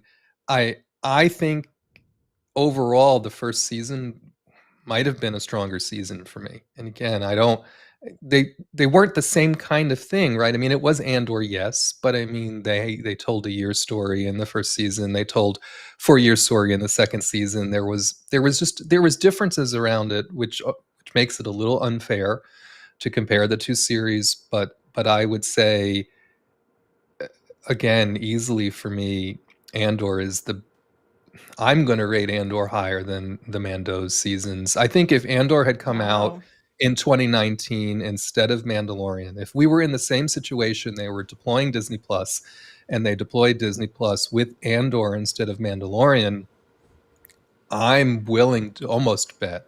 I'm not going to do a Dan and say something. If you didn't like it, you're not a star. We're not going to go into all that. But all I'm saying is if in 2019 they had potentially launched, could you think about it? What if they had launched in 2019 with Skeleton Crew and Andor versus The Mandalorian? Yes. Would we have the same opinion of how good The Mandalorian was, or how much of that was circumstantially the fact that it was the first thing they put out and we were in a very specific situation in 2020? You know what I mean? There was a lot of things going on when all of that happened. So I'm for now, I will, and I don't think it's going to change, sadly. I would rate Andor as the best Disney Plus Star Wars, maybe the best live action, anything they put on Disney Plus, candidly. But again, I just think about that. You know what I mean? Yeah. Is it, how much of it was circumstantial and how fair is it to compare it to The Mandalorian and yada, yada, yada. But 8.5 for me for the whole season. If I put Andor together as a thing, right, I would probably give it a 9 or a 9.5, right? I mean, it's hard for me to give anything 10 out of 10. 10 out of 10 to me, and I hear a lot of people, not a lot of people, but I hear people, oh, it's 10 out of 10. It was 10 out of 10. I don't believe you. I don't believe you, right? 10 out of 10 is perfection. Flawless, yeah. Nothing could be better. You know what I mean? They nailed it every minute of everything. That's tough, right? But if you get to me, you get into the 8.5, the 9s of it all, we don't get much of that. And I think they really did give us something extra special here. I'm just happy we had an opportunity to see it. Yes. No, such great points. And I completely agree. We've been talking about that for years as well, about if Andor came out at a different time, I think it would be even more universally loved. So that is a great point that you make there. And totally great. Yeah, it's hard to rate anything perfect. I agree with you. I do have that dilemma sometimes where it's like, I can't give it perfect. There's a few nitpicks I have, so I can't just say perfect. But Dan, what about you? I know you were looking forward to this season the most, really. I mean, to be honest, out of all of us, you were tops on this one. What? Yes, you. What's your rating on this arc and then the show altogether? In this arc, yeah, I got to give the arc solid 4.5 out of 5. Hands. Okay. Oh, Out of 5. hands. Okay, we're back to the hand. We're back to. I got yeah, scared we there. went back to. No guest privilege. He's the Yeah, we don't pilot. have the guest I don't- privilege. We have to stick with That's our all right. silly rules. Oh man, 4.5 out of 5 for Ross this I got arc. one fell out of my chair. Okay, we're good. 4.5 out of 10. No, 4.5 out of 5. Hands and Handors, and I think the final arc was satisfying. It was they landed the plane. A lot of the other shows they just kind of like bleh, and they fall off. And even Andor season 1, we all kind of had a little gripe about the way that they finished Andor season 1 a little bit. They all brought it together. But there wasn't the level of depth like the Gorman thing. Maybe we wanted more like that, and brutality or something. I don't know, but it just kind of felt obviously like we knew there was a second season, so we're like, okay, they're not going to give you everything. It's a second season, and so whatever. But this one they wrapped it up with the bow, and it was great for the third arc. Yeah, but for me, the first of the three was the best. So it's kind of weird. So in some ways, the 3 out of that final arc stepped down overall in my mind. Wait. So say The final arc, the first episode of the final arc. Okay, So okay, episode all right. 10 was the best of the final arc. I got it. Okay. Of the final arc. Gotcha. So that means that 10 was up here, 11 went down, 12 went down for me, actually. Okay. Which is kind of a weird way. So, but I can't say that the show ended badly, even though you know what I mean. It's just that's just how it is, because it was just a slight dip, and it ended very well. Overall for the show, are we out of 10? Are we out of 5? What are we doing for the show? 5.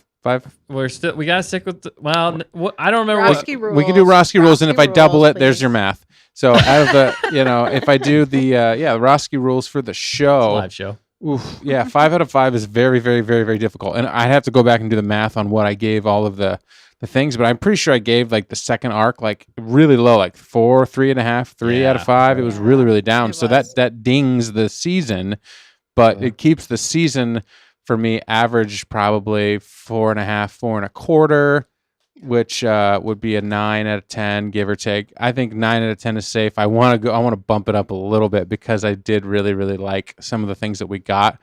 I think the whole season as a whole was incredible, but the whole season, it's rough. Like there were the highest moments I've ever seen in Star Wars. There were also some like slog that I wasn't wanting. You know what I'm saying? Yeah. And so this, 4.5 out of 5. I think that's what we have to do. Let's do the total season out of 10. Just to 9 keep out it of 10. consistent with 9 all out of of 10. us. Okay. Yeah. And there were 10 out of 10 moments. A lot of like 12 out of 10 moments. That's a good way to put it. 10 out of 10 moments. yeah. But Yeah. overall, I have 5 out of 5 in that third arc. So That's take that as you will. totally fair. Did it live up to your expectations? I do want to ask you this. Oh, see, I've been praising Andor hardcore since the beginning, and I'm like, everybody's like, oh, there's just Star Wars is dead, and there's never gonna come back, and everything's terrible.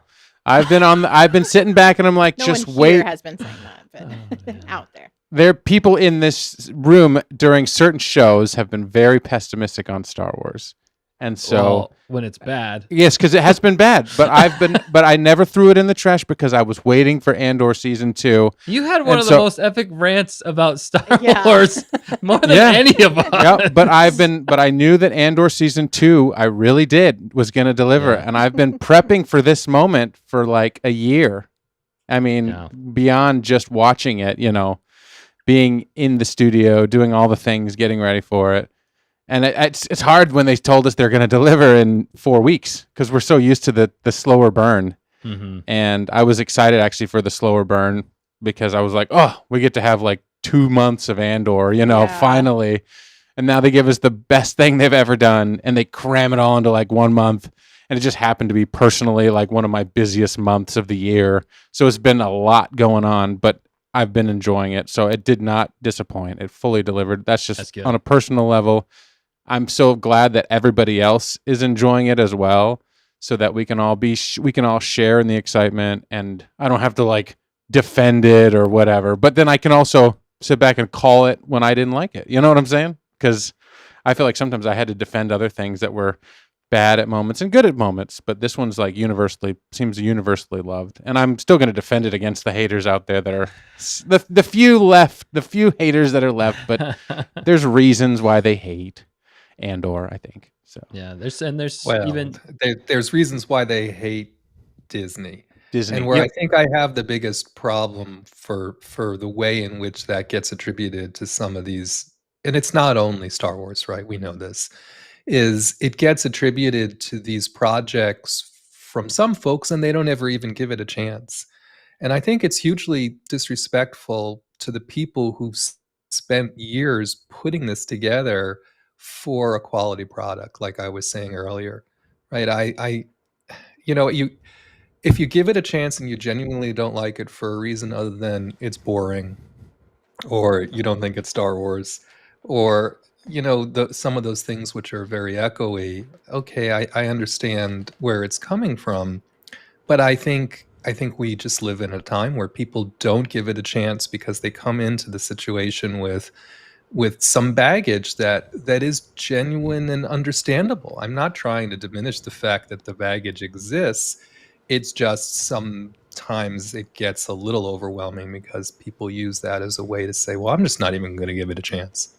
It's just impossible to believe that it could be good because the barrier to entry for them is so high. And for me, that's what always tugs at my heart the most. The people that don't feel like they can give it a try, because I think in this case they just missed out. right. Yeah. No, fantastic point there, because they really are missing out, and that's what makes me sad about people that don't like the show. Is I do feel like they're missing out, and who knows? I believe, and we talked about it a little before the show, that this show will get more praise over time and more fans over time. I think it will just grow from here, kind of like the first season did. It kind of it was a slow burn. It kind of caught fans' attention a little different than anything else. So yeah, great points there. And fact checker, what about you? What are you rating this? Okay, so Roski rules, I'll probably do 4 hands and 3/4, whatever that is. So 4.75 hands. I love it. Sorry. And then normal rating, that would be what, 9.5. So Yeah. pretty close to 10 because there was some gut punches, some hard to watch stuff. For this specific arc, or are you jumping shoot. in Oh, out no. of 10? She's at was the whole season. She's at the season. I season. jumped to the Okay. season. Sorry for this Nope. arc. I don't know, 8.5. It was good. It was Okay. good for Yeah. sure, solid. But yeah, no, for the season 9.5. Wow, 9.5 for Yeah, I the really liked series it. overall. What would you give it? Oh boy, probably. Oh, series. So we're going Same. arc, We're doing season, multiple- series. Yeah. Okay. Yeah, Boom, it's all of it. Yeah, again, as I was watching it, I'm like, this is Star Wars history being made. Right. We've said that a million times now, and so yeah, I'd give it 9.5 as a series overall. Is that what you said? Yeah. Yeah. No, that's Cool. totally Yeah, fair. it's one of the best. Yeah. Yeah, for sure. I completely agree with you guys here. This last arc, I'm with Dan on this one. 10 for sure. I won't reiterate. So for me, it was probably. Although I really love 10 and that character specifically, so I'm gonna give 4 hands, and I'll say 3.5 fingers. 3.5 fingers. I think that's pretty fair for the last arc. There are some things that I kind of was wishing we'd get, but they still surprised me. It was a great story, and I just loved how it kept the momentum going from 7, 8, and 9, and then 10. It did not leave me like, oh, this is a disappointment. It didn't feel that way at all. It stuck the landing for me. Now, was it the best landing ever? No, but it was a fantastic landing, and they did what they needed to do. And I think that was more important than trying to be too flashy with it, especially leading into Rogue One.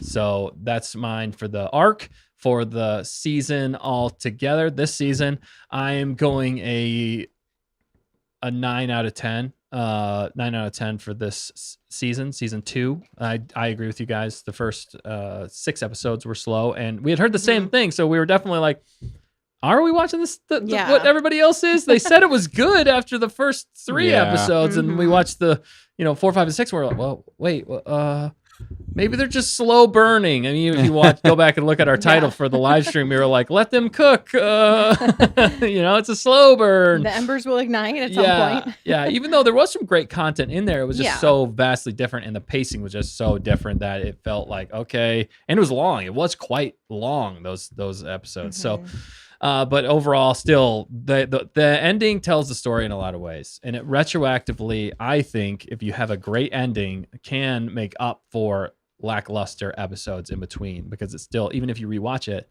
you have something to look forward to.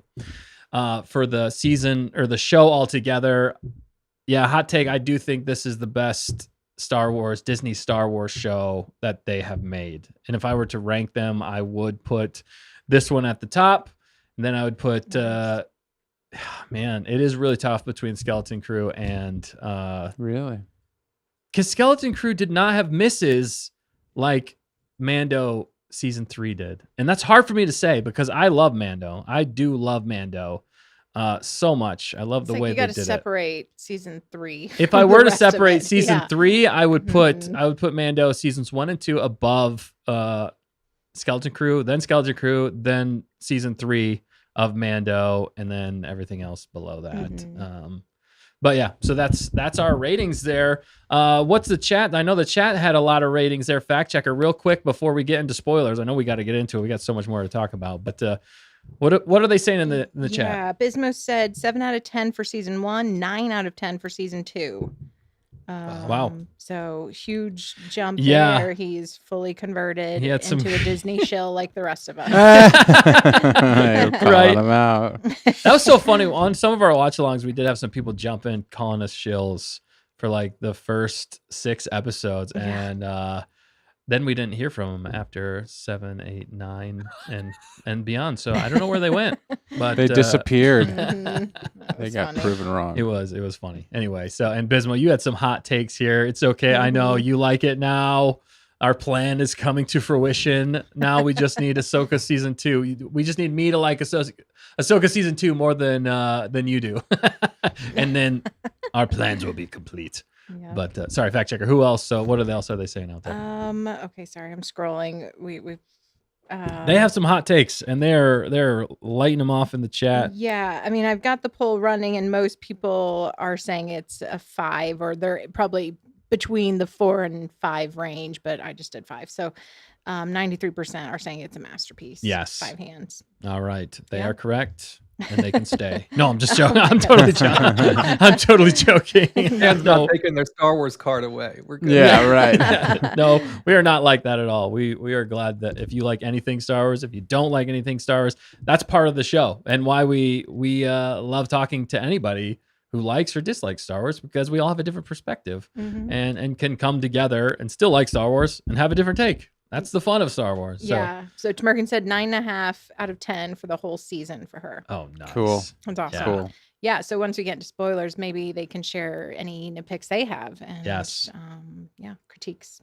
All right, Matt, we're going to jump into these spoilers, and I will let you do the honor of saying, do you know the saying? I don't After know we do if the I know. countdown. Yeah, after we do the countdown, we usually say either if everybody dies or if some person dies or lives, but it's the opposite. So you can just say everybody dies. I'm going to count you down. All right, you ready? I'm ready. All right. We're going to spoil it, guys, in 5, 4, 3, 2, 1. Everybody dies. Yes. Basically, that's exactly what Yeah.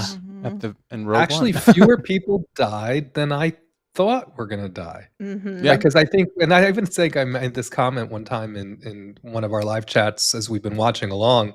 It's like, just because we don't see him in Rogue One, or we didn't see him in the original trilogy, or don't assume that they all died somehow between that, whatever we're watching at the end of the series. Because we knew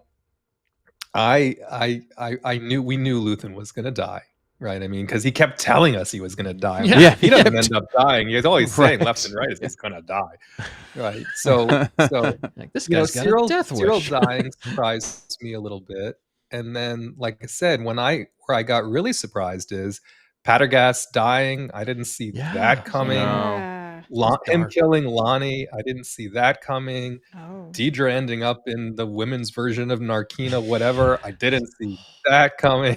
You know what I mean? All Still these alive. people lived. Yeah, and then Vel and then you look at Vel and Mon Mothma, and they never looked happier. They had none of their wealth. They had none of the things that weighed them down. The whole time they were on Coruscant, they were sitting at a picnic table eating rations, and you never seen them happier. That was just perfect. Yes. I mean, that particular part of the finale, I thought was really, really well done. But like I said, I didn't really care for Luthen's backstory. Again, Interesting. it's not that I hated it. It's just they made it very Clea focused, which I kind of thought when I kept hearing she was going to have an expanded role this season. I'm like, okay, I like the character of Clea, but they basically turned his backstory into sort of like a guilt trippy kind of thing, right? He felt Yeah. responsible, I think, for what happened to her family, and she never forgave him for it the whole rest of their lives. Yeah. I think he was trying to atone for it, and she never. Maybe in the last moment when she disconnected that life support machine, maybe she forgave him for it then, but I'm not even sure if she did. So I just didn't think. Maybe now I'm talking myself out of it, but I didn't think it was. I didn't think it was as a powerful way for his character to go out, and then they sort of besmirched his name for the whole rest of the finale, right? It was Yeah, it almost kind of like did. Yeah, that's true. It's hard. Yeah. no, it was like every. Wasn't it strange? Maybe it shouldn't be, but it was like Luthen said this, and Luthen were like, "Well, we never trusted Luthen," and all this, and I'm Yeah. like, Yeah, no, they did. it kind of ended up in the same boat as Saw in a way, Yeah. and so I'm like, That made I me don't. mad. Maybe that was the point of it all. Maybe I just like Luthen more than I guess I did. But if I had a gripe around the characters and the way they ended up, I thought the hospital business with Luthen, it just didn't do it for me. Yeah, and that is the con that I was going to go to in spoilers, and I'll go to it right now because the choice that he made there didn't feel as authentic and real to me whenever he decided to take himself out with a knife. I felt like if you're in a high stakes situation where you can't be discovered and you shouldn't let all of these items and everything that you've been discovered. My point that whole time was, why does he not have like a bomb strapped to the whole place to go up? I was like, that would have made a lot more sense. Then he would have gone out like a boss because he would have been taking a ton of Imperials out with him, taking Dedra out with him. She would have lived up to her namesake, Dedra, and he would have been the one to do it. Since she had been hunting Axis the whole time, it would have been even more. I feel like it would have been even more satisfying for him to take her out. Like she's been fishing for him the whole time, but he's still a step ahead and takes her out. And then we don't. But the reason they didn't do it because they needed the tension and they needed Clea's story, which I agree. That is one of the other cons for the entire series for me. I do feel like, and maybe this is some of backstory with Disney, Star Wars, and KK. For me, it does feel like they can't just let a man have like a good moment. It has to be a woman right there alongside him, or even overshadowing him in some ways. And that's not everybody in this, but I did feel some of that. I thought this was a lot more balanced approach, and at least they didn't completely smear Luthen's name because Andor did stick up for him, which was rightly so. That's why I felt like that speech that Andor gave at the end, I thought was so deserving because he was right. He was totally right. You have none of this without Luthen. None of it. And for how epic that character was, I would have liked to see him go out a little bit more strategic, I guess you could say, or having a backup plan, especially since they showed that they like explosives. It would have made a lot more sense to me. That's probably one of the biggest misses for this arc, in my opinion, and even Luthen. From the time we met Luthen into his end, I was like, he's got to go out like a hero. He's got to go out sacrificing himself. And he did sacrifice himself for the cause, but it just wasn't in quite, and maybe that's just my own, wanting to make it better than what I got. But again, it's my opinion. So yeah, I agree. I'm definitely on that train there with you. It would have just been so epic. But I did love their monologue and their conversation that Dedra and him had in that shop. I thought was so good. He was playing. Anytime Skarsgård's on the screen, he just captures your attention. And that's what I loved. His acting was top notch. Pretty much any scene he was in this show, I was just glued to the screen. I'm like, what is he going to do? What is he going to say? When she said, "Is everything in here real?" and he said, without missing a beat, Oh, well, there's only two things in the shop whose provenance is unverified or whatever, and he meant the two of them. He didn't mean the knife. He didn't mean the artifacts. He meant them, right? I mean, but just the way that line was delivered. I mean, and then she pulls out the Star Path unit. Whoever thought we were going to see that stupid Star Path unit ever? Right? Exactly. I'm like, this is just crazy. I mean, just the way they did that whole thing. So I loved the interaction, they had in that shop. And by the way, a complete aside, did they live in his ship? Right? Because at the beginning of that episode, he was like getting dressed again and they were in the ship. And then when they searched the ship, it was like in a landing pad that was apparently behind the shop. Did he and Clea live in his ship? I don't know. Acquiring minds want to know. Yeah. She had to have had like some kind of bed or something there because when he was gone, where did she sleep? But she was in her jammies that one scene. Yeah. So I mean, maybe there was a cot or something back there. But on your point, maybe if he was in the back room, there was a button, and if he pressed the button, the whole place would go up. And because what happened was he got circumstantially caught out in the main area by himself, right? Because if you remember, it was always like either he was in the back and Clea was in the front, or Clea was in the front and he was in the back. Yeah. Or they were both, when they were both in the front, she was like behind a case. And so in my mind, I guess I kind of always thought one of them was near a kill switch. And so I have to believe that he was caught pretty much off guard by the fact that Dedra showed up when she did. And so the knife was his only play at that moment. But I do think that that's where that episode fell down a little bit for me, right? And then the whole hospital business, I don't know. As real as the hospital appeared, right? I'm kind of like, are we doing this right now? And by the way, they ran out of money. They designed for that hospital because they ran out of money. They basically just had one floor and they kept redoing it. When we saw it as multiple floors, it was just one floor and they kept changing it around. The guy who did all the sets had to improvise because they weren't able to do that exactly the way they wanted, and it totally worked. But I'm like, okay, so it really went very Jason Bourne-y, right? It really, you could see him Gilroy playing to his strengths in that whole sequence.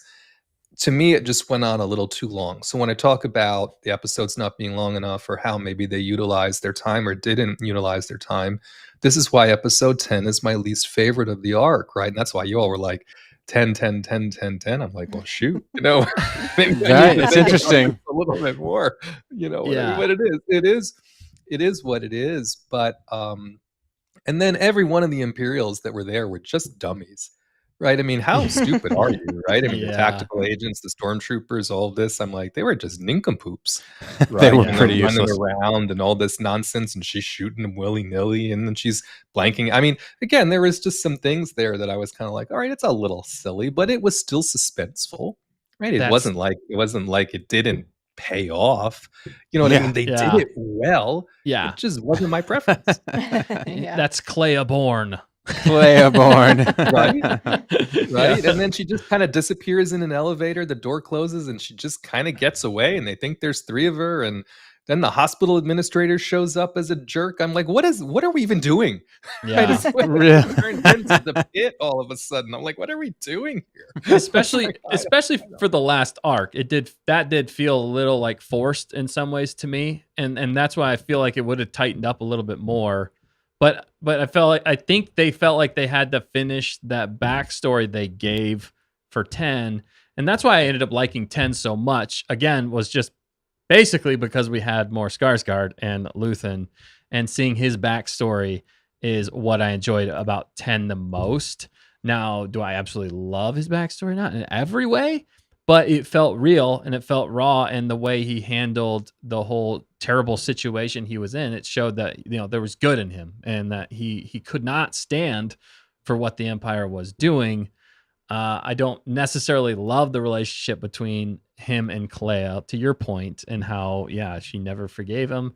And he was trying to protect her, but also keep it very real for her at the same time. I mean, he was trying to be the best survival figure, you know, that he could be, and teach her and show her. And I felt she felt a little girl boss to me, and sometimes, and that throughout the whole series, honestly, in my opinion, that grated on me a little bit. Not terrible, but it was more for the fact that I just love seeing more Skarsgård and Luthen and his backstory a little bit And more. then I would she have loved had to a see more. very she had a very weird opinion of Yavin, didn't she, Clea?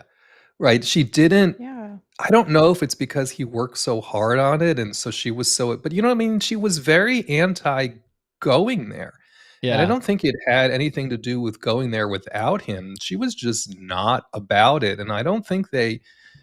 I watched it again earlier today, thinking maybe I just missed something, but I'm not sure I understand exactly what it is she disliked about the idea so much. You would have thought, in a way, she would have been somewhat happy to go there and continue to participate in the rebellion that they built together, right? Or maybe it's because she was associated with Luthen, and the Luthens, they were not a high, again, like I was talking about earlier, they didn't have such a high opinion of him, and maybe she just felt like it was guilt by association. Maybe you guys have a different opinion on that than I do, and you can help me. But I just didn't get why she was so anti Yavin, but it was quite overt, right? She was not happy yeah, about going there.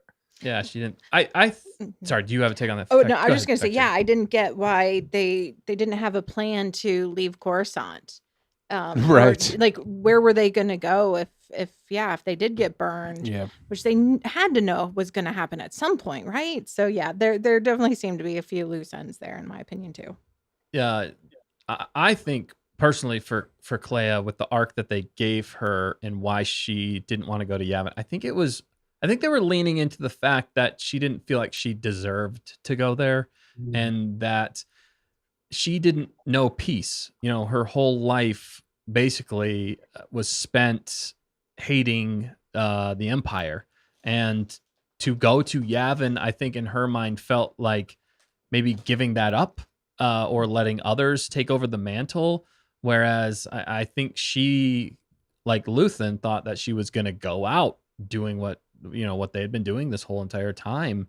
And I think she was having a hard time wrapping her mind around a situation where she wasn't doing that kind of work, letting the Yavin 4, the actual rebellion, take over and do it more, I don't know, honorable, not really, but Just in different ways. just a different way. That's kind of more the take I got. I don't know if that helps you at all, Matt, with that, but that's kind of the take I got. Like, it was more, she didn't feel like she deserved it. I get it, and I mean, even Cassian was like, you can go there and rest, right? And I don't think she was anti-rest. And some folks in the chat are saying, again, maybe she didn't know really. She'd been with Luthen so long. Maybe again, it's got to be some growing pains there for her or whatever. But also, I guess when you think about it, maybe she never really considered him a friend, right? But I don't think she had any friends other than Luthen, right? For all these years, it was just them, right? I don't think they had a real social circle. I mean, I don't think they went out, I don't think they went out to the bar and played cards on the weekend. You know what I mean? I don't think it was I don't think it was a very social experience for them, other than just the two of them together. So I'm sure there was also a part of joining a community, because really that's what you saw, right? You saw them had built a community in Yavin, even if it was circumstantial or via happenstance. But that's what really impressed me as he was walking. Some people I've seen online, why did it take him so long to walk? I'm like, you missed the point. If you're asking why it took him so long to walk if you're asking why he watered the plants before he left the hut, and why it took him so long to walk, to where he needed to be, you've totally missed the point of what they were trying to communicate. But as he did take that painfully long walk to get towards the, to where we knew him in Rogue One, passing by this community and actually then seeing Clea sort of wake up literally and sort of, I think, realize at that moment that maybe she could start again, right? Maybe she had found some camaraderie that she didn't know existed. Probably the same reason why Bix went back to Mina Rao, candidly, right? Yeah. To be with Brasso's wife or girlfriend and to be back in that community, right? Because these people never really knew a stable community ever. And so maybe that was also a part of the reason why Clea was so afraid to be welcomed in at Yavin and into that community, because I just don't think she knew how to do that. Of all the skills she had, I don't think that might have been one that she ever had to exercise. Maybe that was the point. Yeah. I feel like she should have probably not made it in the sense, like when she went in the hospital, it would have made sense to do what she did with Luthen, and then she went out. You know what I'm saying? And because she was like, "I'm not leaving Coruscant. I'm not going to." Then she gets to Yavin, and they didn't show. They gave her what? Like, was it 2 seconds at the very, very end where she looked happy when he walked by her? But like the whole time she's just like, "Oh, I don't know what's going on." Of course, you're like, you've just dealt with the worst thing. You did the worst thing that you had to do, giving up Luthen in a traumatic way, and obviously take the people out. See, I actually love that whole sequence.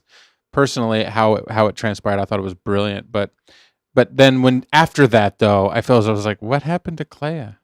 Yeah. Like she was kind of like messed up, and they just didn't feel like they satisfied like her finale. Like she should have just gone out. I feel like Val should have just gone out, and I feel like Bix never should have left. She's a fighter. She just got her feet back under her. Now, yes, she has a baby now. I'd like to see the baby now. Spoilers. But when Andor's gone, she needs to go back. Yeah. I mean, it's dangerous in Yavin, and they're going to be jumping, and they're going to be doing this. But is it really safe on Mina Rao? No. Yeah, that was now they have a Death Star, and one Death Star, and the Empire's going to get all like stirring up hornets after that. You know, it's not going to get better. Obviously, maybe the Empire has moved on now, but you've got. And the other thing about it is, at least Vel knew where she was, right? We were left. Yeah. I don't know. And the whole Bix of it all, I don't know how it ended. Did it help her character? Did it hurt her character? I've seen everyone going back and forth online. Some people saying she should have left absolutely, so that he wouldn't have felt obligated to be with her because she was with child.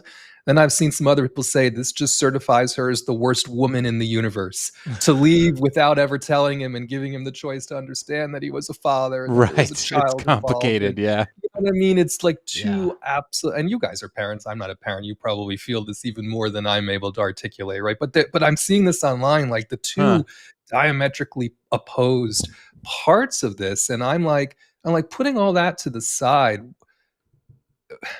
Vel knew where she was, and she even kind of intimated to Kat, "Don't wait too long. Maybe you want to look her up. Maybe you want to give her. Maybe you want to give her a ring. Use Bail. Bail knows how to get in touch with people, right?" No, I'm kidding. Skype. But you know what I mean. So you're left to believe that they knew where she was. Somebody, they're spies. Of course, they're gonna know where she is. Yeah. Right? And I think he made a conscious decision not to go there, and maybe we're left to believe that if he didn't experience Project Stardust, since I'm the only one who calls it that anymore, right? And you're holding true. Yeah.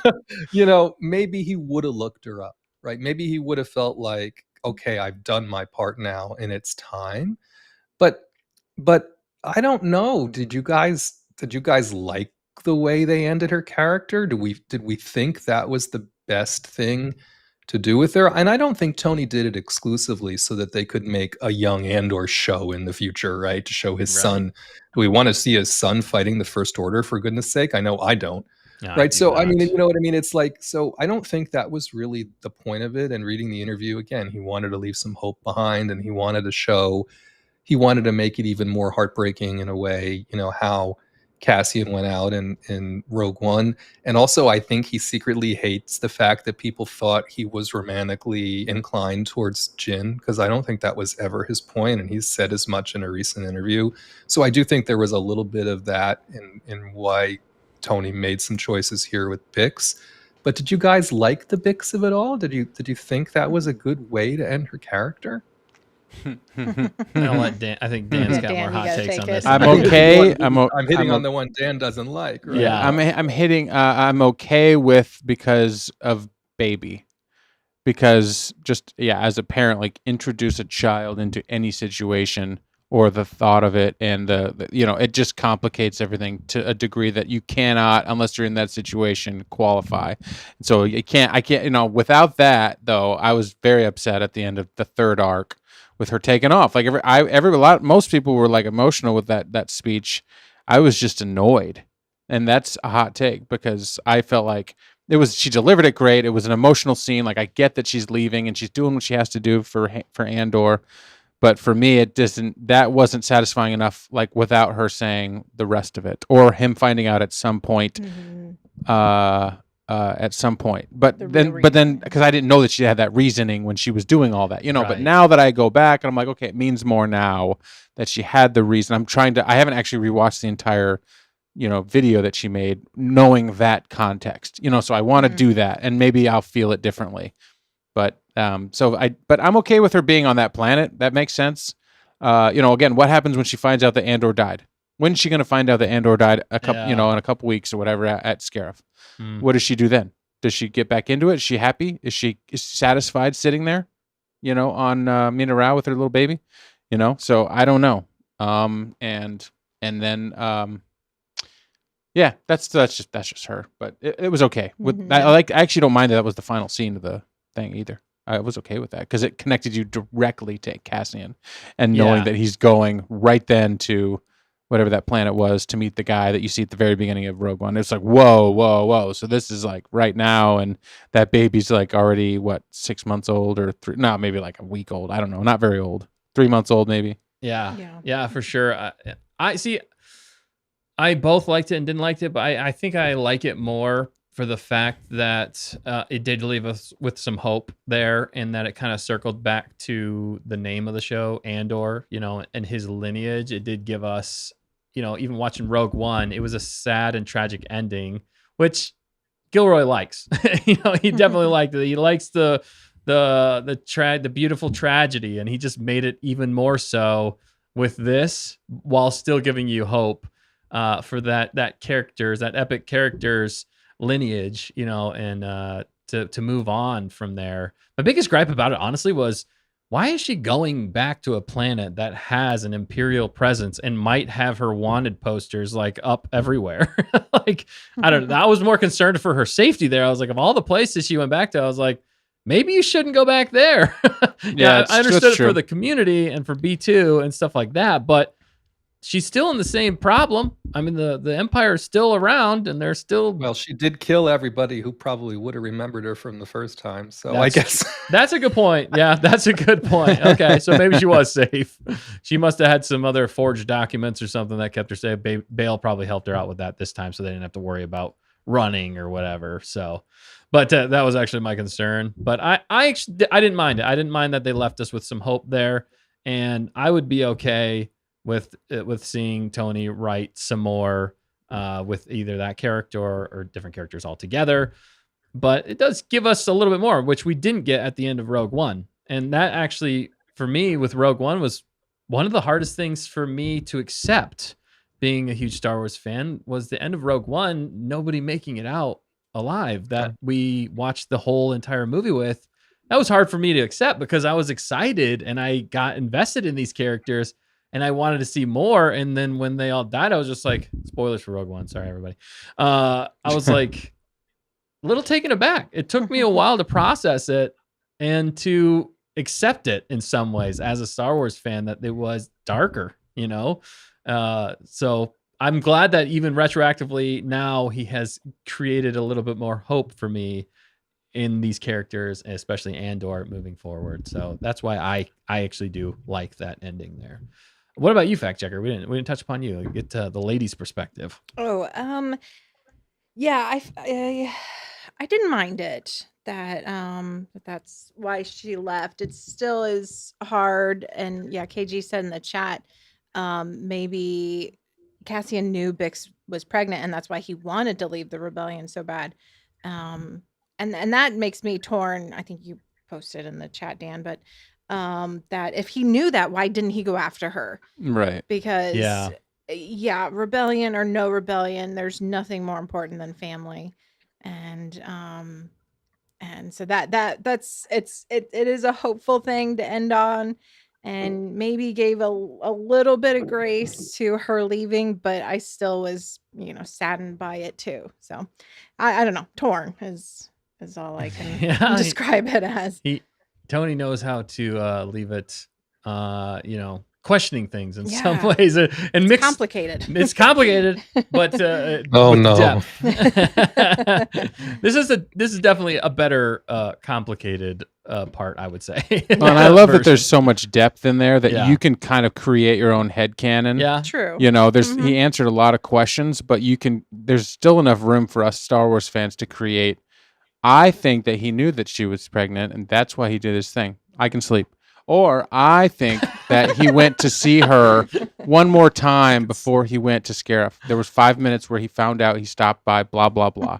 She met K2. They saw Brasso's gravesite. That I can make that up in my head and be happy with that. It doesn't make sense because we saw him in Rogue One and he had no time.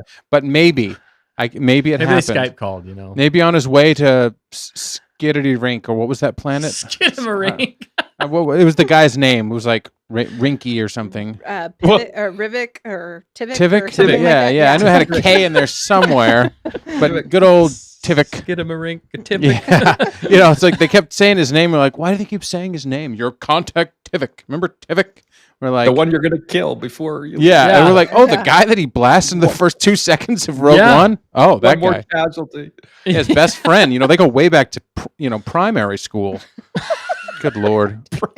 Probably Tim's cousin. Probably Tim's Probably. cousin. Oh, Tim's Oh, good cousin. grief. Yeah. Oh yeah. Speaking of her, do you think she named? You said it The earlier, baby's named Matt. Tim. You said did she name the baby Tim? Oh, I hope not. No. I hope not. Please no. You said that. That was so funny. Oh my goodness. But yeah. Also, speaking of names and name drops, there, I have one question, and maybe Matt, you can help me out with this. But they mentioned Merrick a few times, and to the point where I was like, why do they keep saying this name Merrick? Is this a character I'm forgetting about? Because the character that comes to mind is Galen Merrick, who is Starkiller, and I don't know. Am I missing? This is Merrick, the X-wing pilot, right? Wasn't he at Yavin? He and Dodonna, didn't they hang out?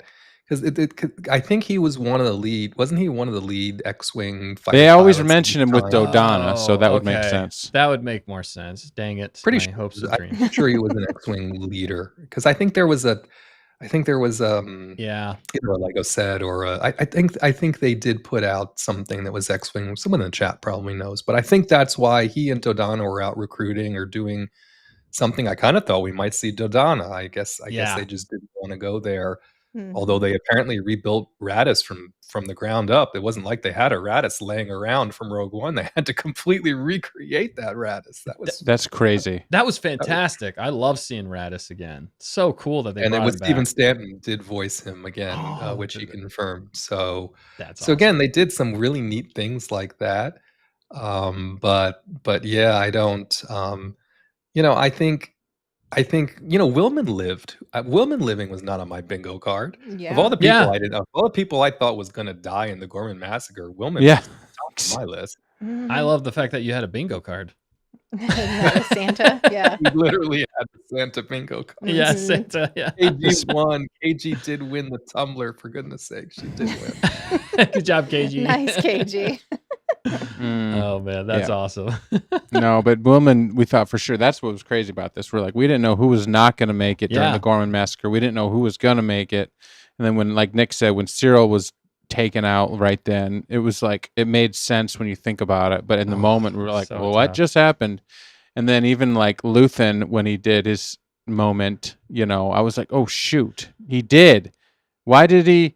Did he have to? I get. Oh, yeah, and she's gonna try to keep him. Oh my goodness, he can't even pass away in peace. Dedra's still trying to like salvage his brain and get all the information. I'm like, Dedra, you're a bad person.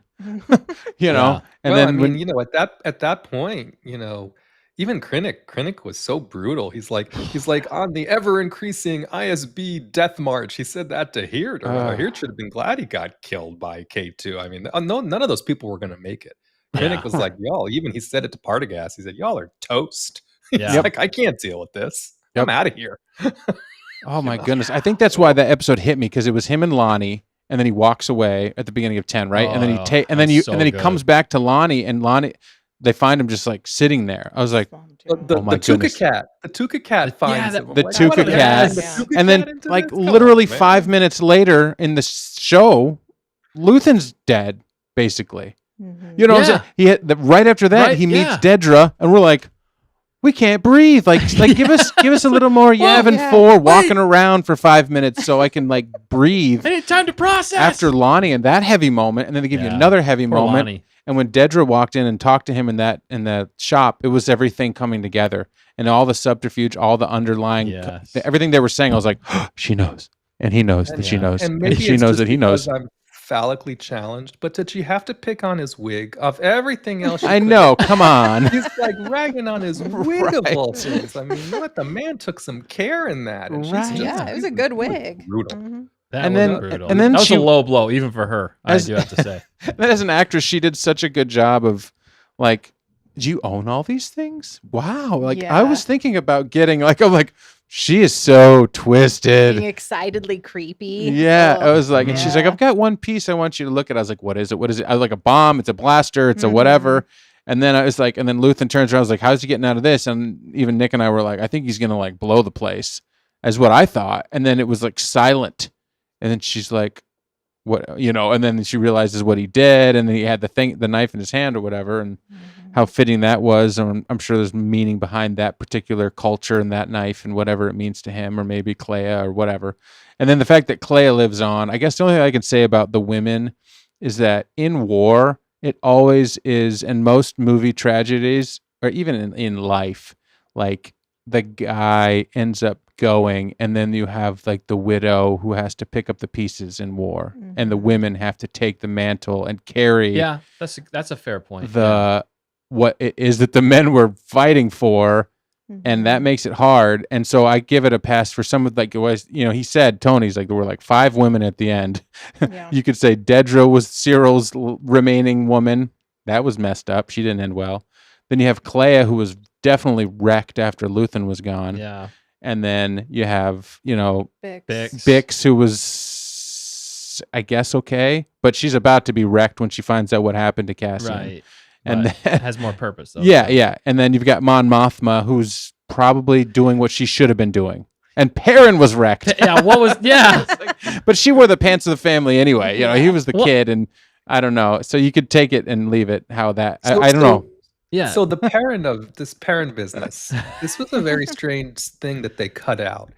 So apparently there was a whole plot line here where Skulldun and Mon Mothma formed sort of a partnership, and Skulldun like bought the HoloNet news network. And so as a result of this, he kept her broadcast going in a version of the story. When they interrupted it at the Senate, there was a version of the story where Skulldun used his influence to sort of rebel against the Empire and keep that going. So when we saw Perrin and his wife at the end, it was supposedly because both of their spouses rebelled and were sort of shunned, and so they then got together as like the surviving spouses. Okay. That makes a lot of sense, because we were like, why is he with her? And yeah. Okay. Now we're just sort of left with, I don't know why. I guess they wanted, and there was a version of the story, by the way, also where she, Mon Mothma, spoke to Lita. Was going to speak to Lita before she left, went back to the house, and I don't know why she would have been there, but only Perrin was there. So she never did get to reconnect with Lita, but there was a bit more of a Lita of it all also. But having said all that, I don't know what we're left to think about, other than Perrin was just a slime ball the whole time, and somehow he hooked up with the wife of his Right. son. Yeah, That whole thing was so strange. it was an odd choice. I mean, in some ways, it almost just felt like he was a survivor of that stuff, but also at the same time, he looked messed up because obviously he grabbed for the bottle, so he's like he's still pretty messed up with the whole situation. So I mean, And it felt like Gilroy was trying to give him a bit of a redemption in this season compared to season 1, which was interesting as well because he had one of the best monologues to me in season 2. I was surprised. I was pleasantly surprised on that monologue that he gave during the wedding, and even how it felt like he still had feelings for Mon Mothma. And I was even thinking it would be interesting and probably surprise a lot of us if he does end up working with Mon. Although we can't really see that. We couldn't see it, but it would have been an interesting twist. But the way they played it at the end, I was kind of more confused. Now that you've given us that story, it makes a lot more sense. Although the Skolden thing, I'm that's weird that he would choose to rebel in some ways because he seemed very intent to be with the Empire. That's probably why they cut it. So somehow she convinced him. Somehow she, I think in the version of the story, is somehow she confided in him the reason why she really needed the money, right? Because he was the facilitator and all that, and you know, and she told him what they were fighting for, yada yada yada, and somehow he had a little bit of a redemption, or I don't know, right? Maybe, so that's probably why they cut it. But I guess they left the Perrin bit in just to show that he was a survivor and continued on as best he could when she was gone, because basically she was his meal ticket, right? I think all the wealth was hers. I don't think it was his. True. Yeah. That's a great point. Yeah, that's a great. And speaking of unanswered arcs, though, there were kind of a few. You mentioned Lita, but then also the sister, which I know I think you brought up to us as well, why they didn't answer the whole sister arc. The sister and someone else. Yeah, it was the sister and Kino Loy. It was the yes, Kino Loy. that was the other one I was going to bring up. Yes, thank you. Yeah, Kino Loy. Sister Kino Loy. I know you had a take on that, Matt, so I'll let you. Well, and explain. I think Gilroy said, I can't remember. I think he said the sister satisfied what he wanted to do there as sort of the catalyst for further radicalizing, for further radicalizing and/or sort of sending him on a path and through a series of events. Right? It's something like that. Yeah, and how he felt like he always had to rescue people. I think that was part of it, and that caused him to always, because he couldn't rescue his sister, he always had to try and rescue somebody else. That's it.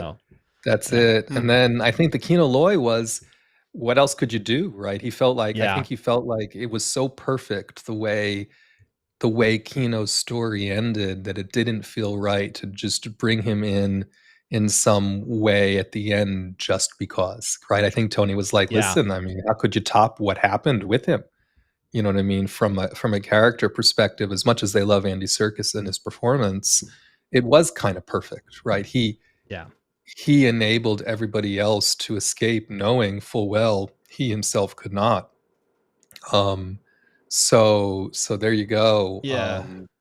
Tony, I would have felt like it was a little diminished if all of a sudden, when the transport landed at Yavin, all of a sudden somehow Kino Loy comes bopping out like, I'm here. We would have been so happy as a fan, though. I would have been so. You're right. I was the one. It wouldn't have made sense, but it would have made sense. Yeah, I gotta be honest. I was the one that I just wanted to see Kino Loy, like almost, the scene in Batman, the last Christian Bale Batman, where he looks over. What's his name? The butler. Alfred looks over and he sees him and then he just gives the nod. Like, I would have liked the Kino to be.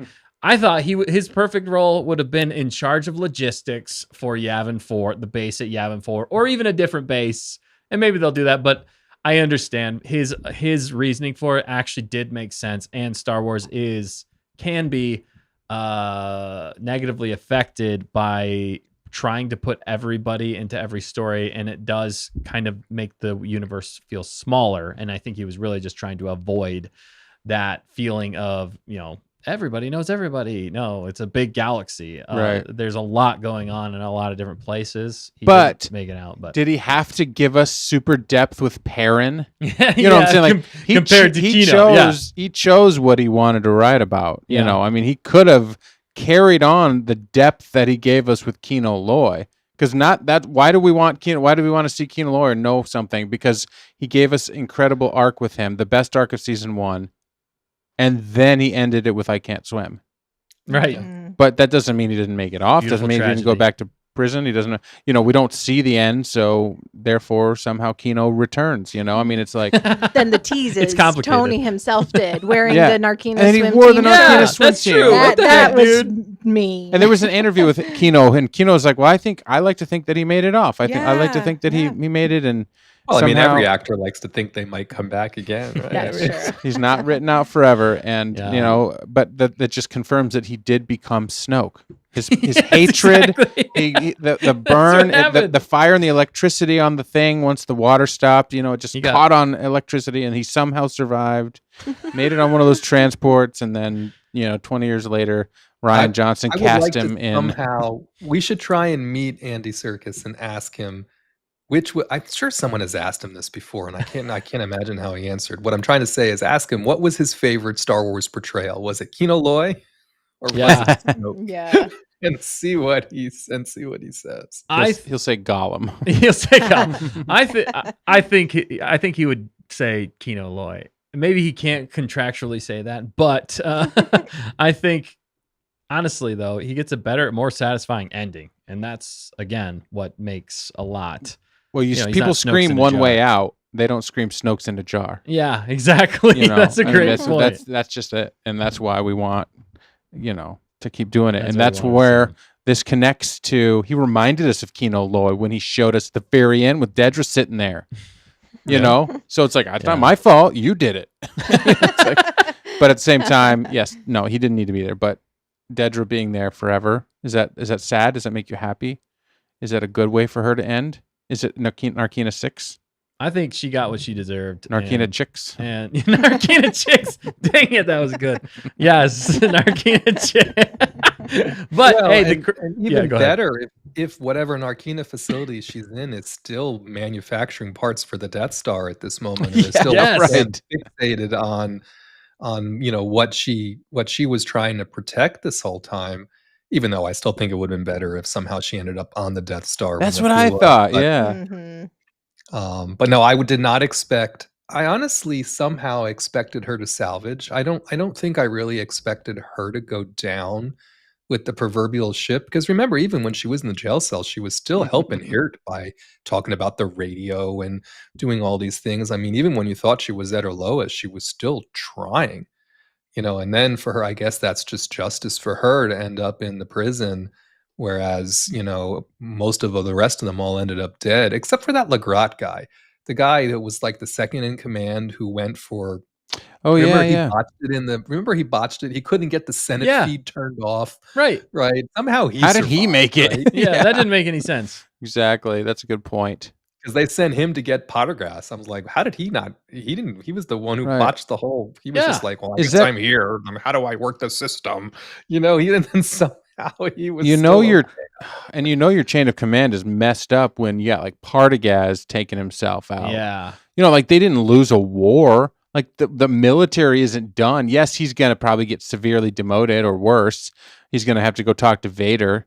Maybe that's where he was headed. Because we see Yeah. that in the beginning of episode 4. Like, what happens when people disagree with Palpatine and they if Vader's there, they get a bad ending. Yeah. And then somebody else gets promoted. So maybe that hints at Partagaz. Well, he I knew mean, he wasn't gonna Partagaz make- telling Krennic save it for Palpatine, and then in his spare time listening to Nemec's manifesto. Yeah. It probably wasn't. That's just true. fucking boding well for him. That's true. So what was he turning at the end? Like he's Yeah, like they're yeah. right all along. No, I think he was just like, this is hopeless. exactly. If you think about his first speech, right? Yeah. We're here to cut out the disease, right? If you think about Yes. where he came from at the very beginning, at the very end, he was like, I have failed at everything I said we were supposed to do so abysmally that this thing is being broadcast around the galaxy now. He's Yeah. like, what have I done to deserve all this? And so I think that's why he just decided, forget about this. I'm not going to take a fate worse than death. I'm gonna do this here, which again, I wasn't expecting that. When I heard the Nimic's manifesto, I didn't think he was listening to it. I just Yeah. thought we were being reminded of it. Yeah, exactly. Agreed. That was genius, and it was a nice callback, to his manifesto and how that shaped the rebellion and Andor. And wasn't Andor listening to it at one point or reading it? Yeah. Yeah, that's When what he I was thought. in his parents' ship, right? He lived in his parents' derelict ship for a long time on Ferrix, and that's where he was listening to that manifesto at one Yes. point. So obviously he did save it, and he got the word out. Mm-hmm. Yep, Yeah. it's wild. It's crazy. Now we do need to talk about K2 as well. You did mention that you felt like he was underutilized, and I do agree with you on that. But for what we got with K2, we'd be remiss if we didn't talk about it. What did you guys think of Andy or Alan Tudyk coming in and giving us, I think, a stellar performance as K2 in this? Matt, what did you think? I mean, the whole stay in the ship. I'm not staying in the ship, right? And then he had the blast. I mean, when he came in there with the blaster in his hand, I'm like, all right, he's going to end up saving them. That's exactly what he should do, Yep. right? This is where we're going to see him start to develop into that. And he said, disobeying orders is so much fun, or whatever. Yeah, so he was just refreshing. he was I love just that. he was growing into, I think, that programming, because again, K2 is very childlike, right? From a maturity perspective, he was Yeah. really just like the whole playing the card. By the way, they invented that whole card game just again for this series. It was a mix of like mahjong Yes, and dominoes. yes. They wrote a whole set of rules for that. I mean, that was invented for that scene. I love that. Do you know where we can find those rules? Because I want to play that game. I'm sure someone will put them online, because I mean, again, they were all written just for this, and those pieces were designed special for this. But just showing him interacting with Cassian, and by the way, the whole, it was very homesteady when Bix was there, and then all of a sudden it was a frat house, right? I mean, they're drinking Revnog and playing cards, and the place is a wreck. You know what I mean? And all of this stuff is happening, and K2 was learning, how to interact with humans. And so I thought everything they did with him was so quintessentially associated with what we know of K2 from Rogue One. I just hate that it was like they converted him in 9. Then again in 10, we didn't even see Andor, right? 10 was the Luthen and Cleia show. Yeah. Right. Of course, we had a little bit of ISP shenanigans, right? But it wasn't really until 11, a little bit in 11, and then a little bit in 12 that we got K2 doing. And then they shows up at Yavin, is like, anyone else in there? And he sticks his head out and says, hello. He's just like, I'm here. Doing silly little things. I'm going to tell them you kidnapped me. I mean, I thought that was just perfect. I really did think, but it just wasn't enough. I wanted more, and I know I shouldn't. Yeah. I know I shouldn't. I wanted more. K2, because we're never going to get him again. They're not going to do a K2 series. I mean, this is it. Yeah. Well, and like you said, all of his interviews, he's like, how do you write him into scenes? Like, he takes over the scene. You can't hide him. He's clunky. He's, he's in the way, blah, blah, blah. But how he wrote him, and then he gave us the funny, and then he gave us the truly brutal. Yes. Not just the funny brutal, but like the scary brutal hallway sequence. It was like the Vader hallway scene. Hallway sequence. You're right. But with K2, and and I had heard that we talked about that he had written an alternate potential version. I heard that somewhere, that he was something on a ship that he was gonna. That was his introduction, was going to be a horror style K2, and it was already horrible enough on Gorman. Yeah. And then they gave us this. At least they were taking out the bad guys, but like the one guy, Hertz or whatever, or whatever. Yeah. he kind of got what he deserved, I guess. I mean, that was pretty real. That was so brutal, though. That was probably one of the most brutal kills in some ways. Only a robot could do that. He didn't need him as a shield. Those blasters weren't going to hurt him. He did that totally for effect, and it was perfect. Yes. It was, and it was brutal. And then he walks, and then he finishes that destruction, and he's like, "I've cleared a path." And then like instantly the levity, and you're like, oh, "That's so brilliant." So obviously, Gilroy wrote all of K2's lines in the, or very much close to it, or he totally understood his identity because he just felt he was exactly the same. Yeah. But maybe one up, Yeah, and This is the only ahead. thing the whole premise, right? The original premise that they were going to do of Andor season 1 was going to be a Cassian K2 buddy cop all around the galaxy doing things, right? That was the premise that Gilroy was basically like, don't do this, right? I can do so much better. Let's not do this. Bless him, but I wish we got one season of just K2 and Cassian going around. Give me one less season of Mando and Grogu going around, and give me one season of Cassian and K2 going around and getting into mischief and just doing things on behalf of the rebellion. But again, the time frame was so tight between the way they said they found K2 and then needing to get to Caffrine and then the Rogue One of it all, and so they just didn't have that luxury in the way they ended up writing this. But I'm telling you what, I don't think I would have liked to substitute all of Andor just to get that, but I wouldn't have minded getting a little bit more of that as a part of the series. No, I completely agree because K2 brought the fun and he brought the funny. And I love that they even took the time in that episode to show them in their frat house. But the way they poked fun at each other and, it just felt so real and funny and engaging. It was nice to see. It was a moment of levity. It was a moment that we could smile and laugh after some very heavy scenes, It was kind of the perfect thing. And they play such a perfect buddy cop, though. I agree with you. I wish we could have seen more of just the two of them. They work so well together. Their comedy between the two of them. Andor plays the straight man, and K2 plays the goofy one, and they do it so well with that dry humor, that how he delivers everything. Just from the moment he woke up in episode 9, I laughed, and it wasn't even that funny of a comment, but I still laughed at it because it's Alan Tudyk, and he's a genius and definitely criminally underutilized. Although what we did get was fantastic. So, wow, props to them for bringing that character in again, getting Alan Tudyk back and delivering in a hilarious way. And even it was nice to see, though, also with that character that he even said, I've proven myself to you. I forget exactly the line that he says, but your doubts about my loyalty, hopefully your doubts of my loyalty have been satisfied or something like that, which was a genius line because they are still getting to know each other. And then Andor doesn't say anything and he's like, you're welcome. Yeah, exactly. Yeah. Like it's funny to show that the droid has more human like emotions than Andor does. It's such a funny dichotomy between the two of those, Well, I don't know if you guys have rewatched it, but there was a scene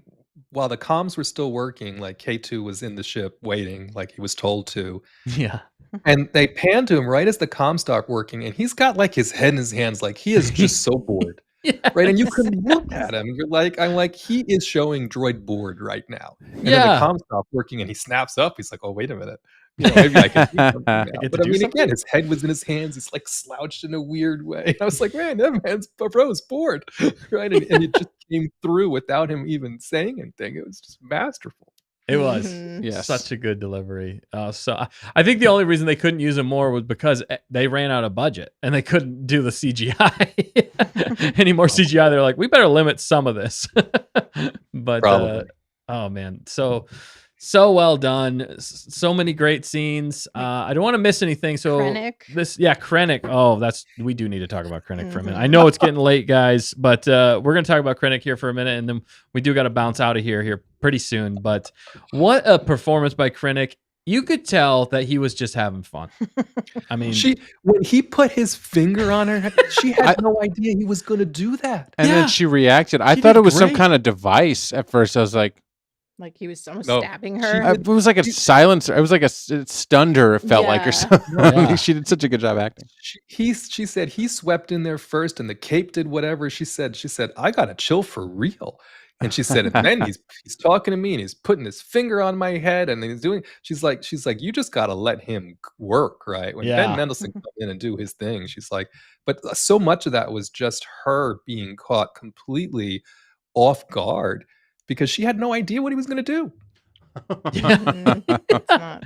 It's great ad-libbing, you know what I mean? That's great actor work, just working with your scene partner and just going with the flow and still being true to your character while doing it. So yeah, he just absolutely nailed it, and it works. I think when we watch Rogue One next week, we're going to be doing live watch along next week, everybody. That's going to be fun to see that transition from this into Rogue One, and I feel like it's just going to seamlessly transition. The way he talked to everybody too was just like, I am on another level than all of you. You guys can join the ISB Death March. Is that what he said? Holy cow! What a dirtbag, but also like, wow, that was a brutal thing. The only con I'll say about that with her, Dedra, she had talked about being a scavenger, and it makes her story a little bit more tragic in some ways. But at the same time, I didn't feel like they necessarily explained that. That felt a little forced with her saying how much she knew just at the very end. I felt like maybe we should have got like a tease or two. Like some documents did come across your screen. Like even if they would have prefaced some of that, I think it would have had a little bit more weight to it. Now, I'm not saying it diminishes that at all. I just think, again, nitpicking. This is a nitpick, but it's tragic in the fact that she is a complete product of the Empire, and how she had to scavenge to get to a place, and that's really the downfall of the Empire in a lot of ways is the lust for power. We talked about this a little bit last night, but the lust for power and to step on anyone around you to get to a more powerful position in the Empire was the goal. That is the goal. It's kind of the Sith way in a lot of ways, one to crave it and one to embody the power. So that's what they went off of. But it's tragic because she was raised by the Empire, did Empire things that they taught her to do. And then she ultimately, like Cyril, ends up getting tossed away like the Empire does. You've outrun your usefulness. And she had a point. If they would have kept her on, maybe, and Dan, you were talking more about that last night, Dan, but maybe the Empire wouldn't have, the Death Star wouldn't have been destroyed, Well, and she would have found these holes. She came across all this information and she told nobody about any of it. Right. So Krennic uses her as a fall girl, gal, whatever. It basically was like, well, you're the rebel spy and blah, blah, blah. But in actuality, she came across all this stuff and she just kept her mouth shut. Right. She's like, I'm going to focus on what I need to do. This makes me even more wanting to get Axis out of here. And I'm going to keep all the, and I kind of got the impression where she made like a conscious decision not to sell anyone out and say, hey, I heard about this and I shouldn't have, and blah, blah, blah. Maybe she should have been a little bit more forthcoming about that. But I think she kept thinking, on your point, I'm just going to make sure this problem goes away. I'm going to close down the problem. Then it doesn't matter what I know or don't know. I'm loyal to the Empire. And really, in the end, it was that loyalty that ended up screwing her over, because Krennic needed people to take the fall for ultimately what became problems that he should have protected against. And I think part of his helicopter, I'm so high above you and you're going to take care of this. And then the people underneath were trying but really couldn't. And then he was like, well, I'm not going down. That's why he said to Partagrass, he's like, I can't protect you. It wasn't that he can't, it's that he chose not to. Yeah Exactly. Well, and this is to me what gets back to the best part of Andor until it wasn't the best part, which is Dedril. And the fact that Dedra was Cyril, they were one and the same. They were both used and abused, I suppose, by the Empire. She in a different way because she didn't have parents or whatever. She did, but they weren't around at all. At least Cyril had a mom, but she was terrible. She was the Empire. I mean, she was the mother Empire.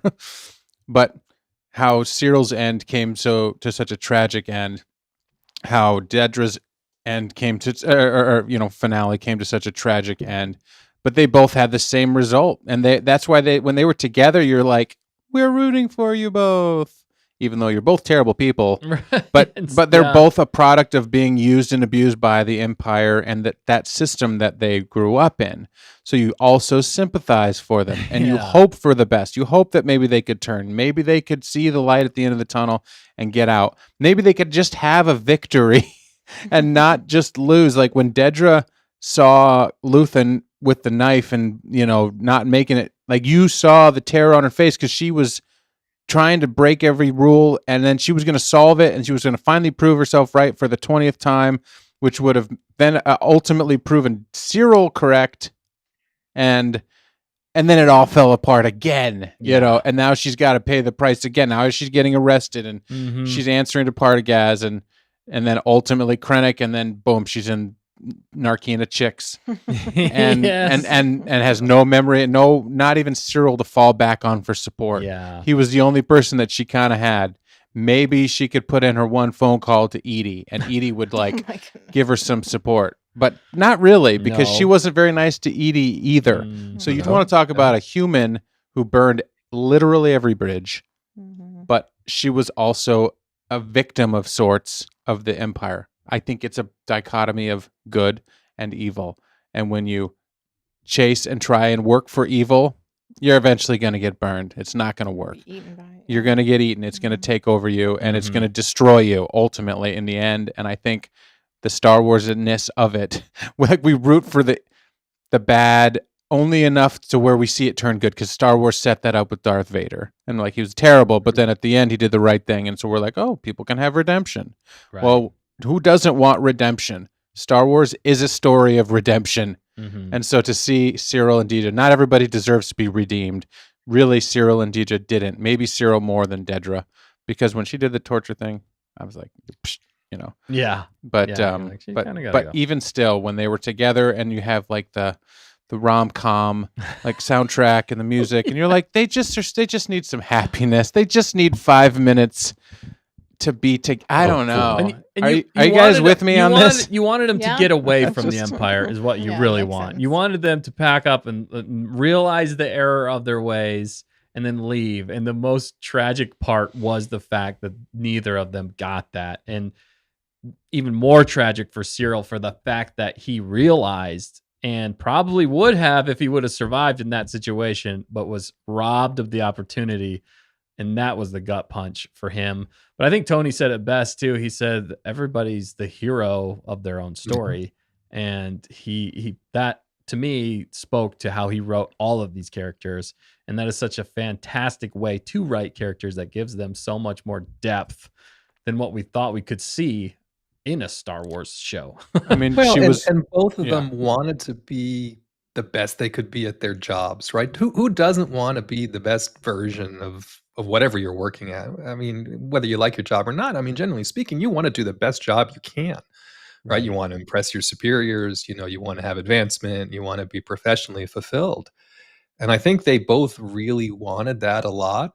The problem is they chose professional fulfillment probably in an organization that wasn't the most positive, right? It didn't have the best human rights track record, right? There were things that they had to do as a part of perfection, right? She was a perfectionist, right? You could Mhm. make some arguments that she was too good at her job, right? Yeah. And so this is not the best way that the empire functioned, sadly, right? They function more on conniving and backstabbing Yeah. and one-upping and doing things. Mhm. It was very Sithy, right? Yep. That was by design. That Mhm. was what, Palpatine wanted. He wanted that. That's what he knew, right? He didn't want kumbaya, corporate picnic on the Death Star, this is That would've not been this was not in his grand plan. And I think what we saw here were two people trying to be fulfilled both professionally and personally, and I just don't think they really knew how to do that.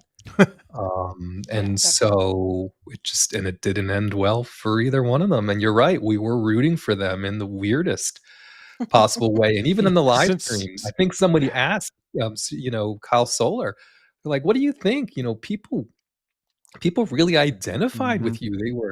They were rooting for you and all that. And I think he said something like, as an actor, that's exactly what you want. You want to make an impression and you want it to resonate. And he was like, but these characters, I mean, am I, thank you. I forget what he said, but Yeah. it was funny. You know what I Yes. mean? And because, it's like, it's just icky, right? Yeah. Again, it's like, how do you find yourself somehow rooting for these people that are involved in the most maliciously horrible, things on a routine basis? I mean, she pressed a button and genocided a whole people. I mean, Yeah. Yeah. Mhm. Yeah. Yeah, It's and then dark. somehow we still felt a little bad for her when we see her in the prison or when we see her shaking in the room after the massacre Yeah. because it clearly affected her, and Yeah. then knowing that Cyril was in that crossfire, and then she was like a prisoner born into the imperial prison, and she ended in an imperial prison. It's like an eternity of torture. Mhm. It's like she's just forever bound, and she tried to get up out and on top, and she was on top for months and years. It's as much on top as she could be, but yeah, she was too good at it. The only way that she could have actually thrived is if she had left and actually been the spy that they all were trying to accuse her of. Yeah. She Yeah. eventually got accused of being a spy, and she's selling all the details. It's like, Dedra, you should have just done it. You should have Yeah. just gone with Cyril and like answered his questions, and you guys could have maybe worked it out. But Although Yeah. it didn't work out for Lonnie, right? Lonnie took that path. Lonnie did. Yeah. For Mhm. years, right? He Very tried true. to be the best version of a double agent, and you could make a very strong argument that if it wasn't for Lonnie, we wouldn't have known anything about Project Stardust. I'm going to keep calling That's it true. that. Yeah. We wouldn't have That's known fair, anything yeah. Yes. about the rest of it. And what happened to Lonnie? Luthen kills him just on the spot. As soon as he mentioned Yavin, I'm like, oh, there ain't Yep. neither one of them making it to Yavin. That's what I said. I mean, but you know what I mean? So it's like, I don't think there was any way that Deidre would have gotten to a better place. I definitely think prison was the worst option, right? I think I would have preferred to see her not survive, Mhm. given the where she ended up. But where she ended up was poetically just, right? Just given how she operated this whole time. Just I did not expect it. I did Yeah. not expect it. Well, No. maybe she's somewhat satisfied because now she doesn't have the responsibility. Her only responsibility is following rules, like don't get out and step out of line, and just build your stupid little parts. You only got like another year before that thing blows up anyway, and these parts, the order's done. We're gonna have to build something else, Yeah. and then you'll build DS2, and maybe you'll get a visit from Vader at some point when he's mad at how slow you're. Well, and she's definitely going to make Project Lead. I mean, let's be real. She's going to be the project leader at some point. That's true. But the crazy thing though is that she could still be alive. Like we don't know. The Empire is only around she'll, as long as she doesn't get killed there, fried. As long as she doesn't get fried there, she could potentially show up again, which is crazy. I don't think they're ever going to do that, but I just think that is ironic in some ways. She could show up in a Mandalorian and like Lieutenant Biscuits, right? In one of those Imperial re-education programs where she's bopping around eating lollipops on Coruscant. Yes. Oh no. Oh man.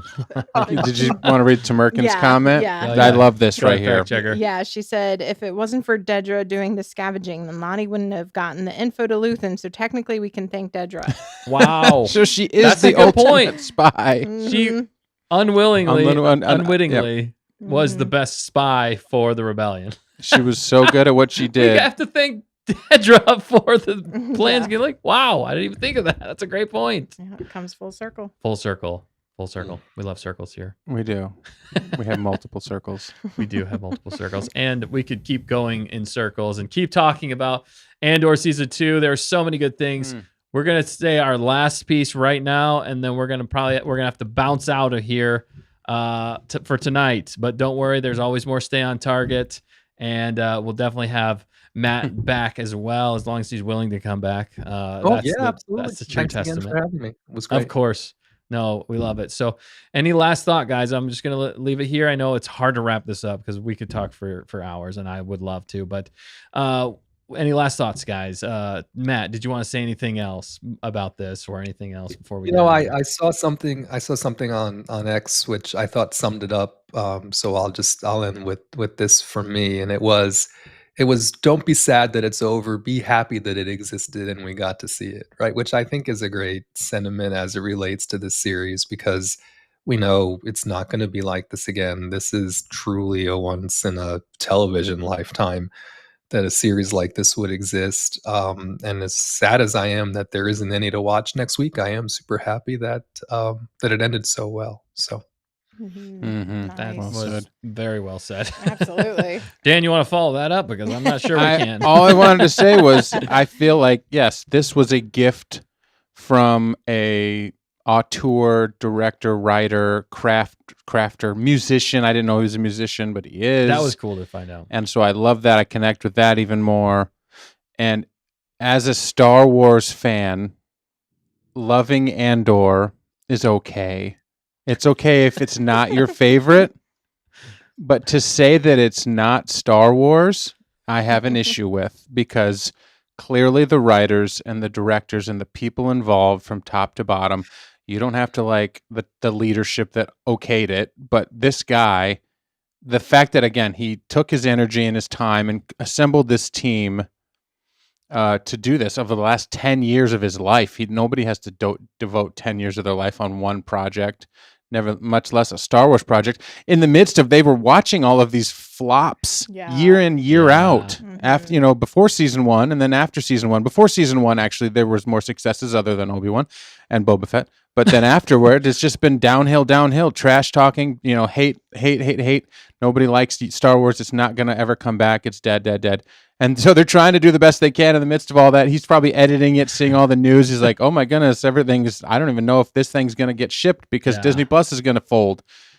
Then to stick the course out and deliver this, and for us faithful few that were excited about it from season 1, to hold out and then to be rewarded by their hard work, and then the graciousness that I feel like they've shown for the fans and for the crew that worked on it, and for all of the actors to have had a good time doing it, that they were like all willing to come on live streams to talk about it and give up, like, what, Solar, I think, or somebody was in like Australia. It was like it was Mon Mothma, Genevieve O'Reilly. It was like 3 a.m. in Australia.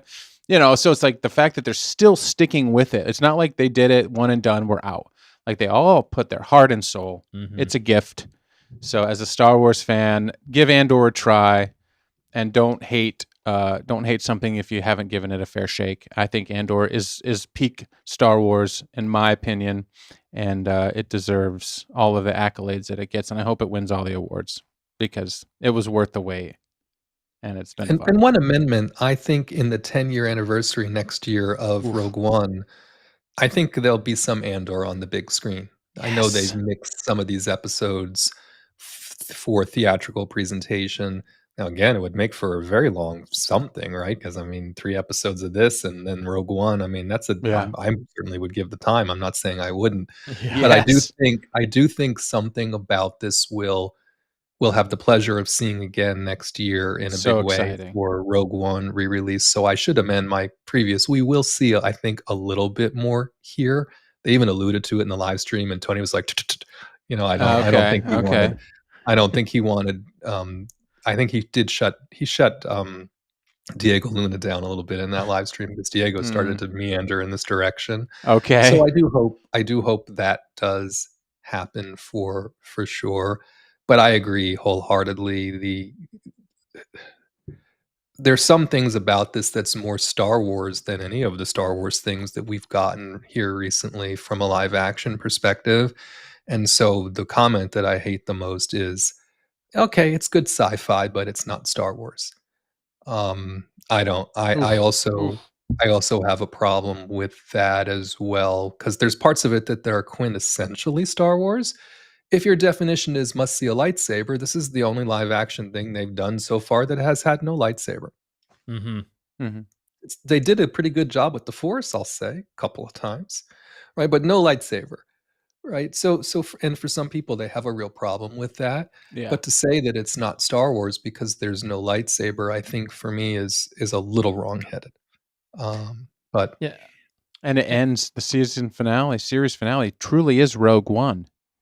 So, which has a red lightsaber in it. Yeah. in the best red lightsaber scene you've seen. So Yeah, you could that's- argue that, but Well, the whole Jeddah of it all, again, I would argue that the Jeddah business in Rogue Mhm. One is quintessentially Star Wars. It's emphatically yes, what the Force is all about, and that's why I say I think people lose sight of this primarily prequel because the prequels were so fixated on telling Jedi stories that it's hard now for people not to see 1 through 6 as a thing. Right, and so if there isn't lightsabers, Force, Jedi, some of that stuff, then they have a mark taken away in the Star Wars of it all. Um, I don't need it personally, but some people do. Some people really do. Yeah.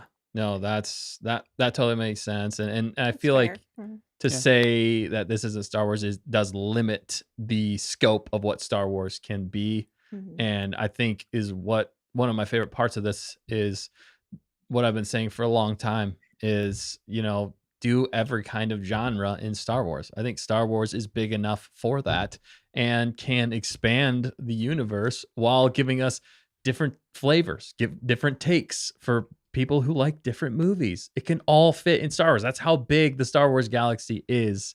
And that's one of my favorite things that Andor did. It brought us a new interpretation of Star Wars, which does not make it anything less or any Star Wars less. It actually broadens the horizon of Star Wars and lets us explore different places within the Star Wars galaxy.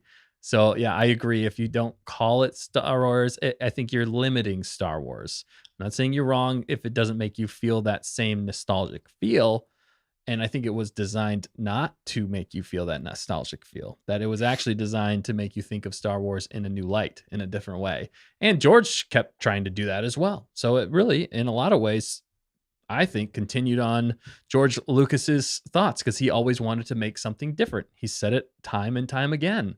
He didn't want it to be a rinse and repeat. And I think that's part of what Disney Star Wars has fallen into their own problem with doing that. Mhm. And it's feeling stale. So And I think if George Lucas had a Tony Gilroy in his back pocket, he'd be asking him a few questions on how to write these. George hated Yeah. writing all those movies. I mean, at least the prequels and stuff. It was his hardest thing he ever did. He barely finished the dialogue and stuff. He had But to have he used a everybody- little Gilroy in Attack of the Clones. I'm just saying. yeah. Can you imagine? The man? story was there, but how do we make these scenes really hit? It's like let's do better dialogue than that, or let's do less dialogue. Let's just get to direct those actors in a way that makes them like hit. When Yeah. they just like with Solar or with Deidre just staring at each other. I heard them talking about yeah, that. they were talking Like- about him just staring at people. She said that Solar Cyril can like tell a story with his eyes without something like that. It was like yeah. that's great acting. Mm-hmm. And so good. He's an actor's director / writer. I mean, he knows how to give them great material and he knows how to tell a great story. Overall, he excelled in so many ways, not just in a Star Wars story, but also just in a series altogether. I mean, I would rank this highly with other fantastic TV shows that I've seen. I want to read the whole book, the whole making of Andor. Yes. I want to read the whole story because he's given us all the pieces. Yeah. But I want to hear all of it. I really do because I love listening when he said that these are the things that I Skyped in to talk about. And so there were moments that he's like, this has to be there.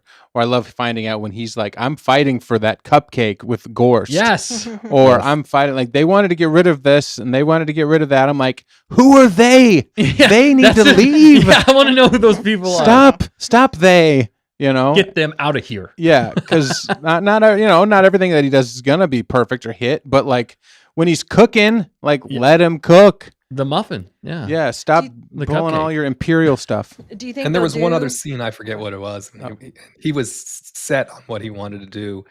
And the director was like, well, we want to take some other takes. We want to do it these other ways. And Gilroy said something like, well, you Oh, it was can the take Who as Are many You? other takes as you. Oh, was it who? Oh, the Who It Are was You the- line. Yeah. Who are That's you? what He's it like, was. you do all the extras. He's like, but I know which one I'm using. Yeah. So he told. That's He's what he like, you can told. take as many other takes as you want, but this He is told what's Andor gonna to get a in good there. one. Yep. Yep. He's like, you get a good one because I'm on the cutting room floor. That's what I'm using. So that's fascinating that he obviously made the final decision in the cutting room, but Yeah.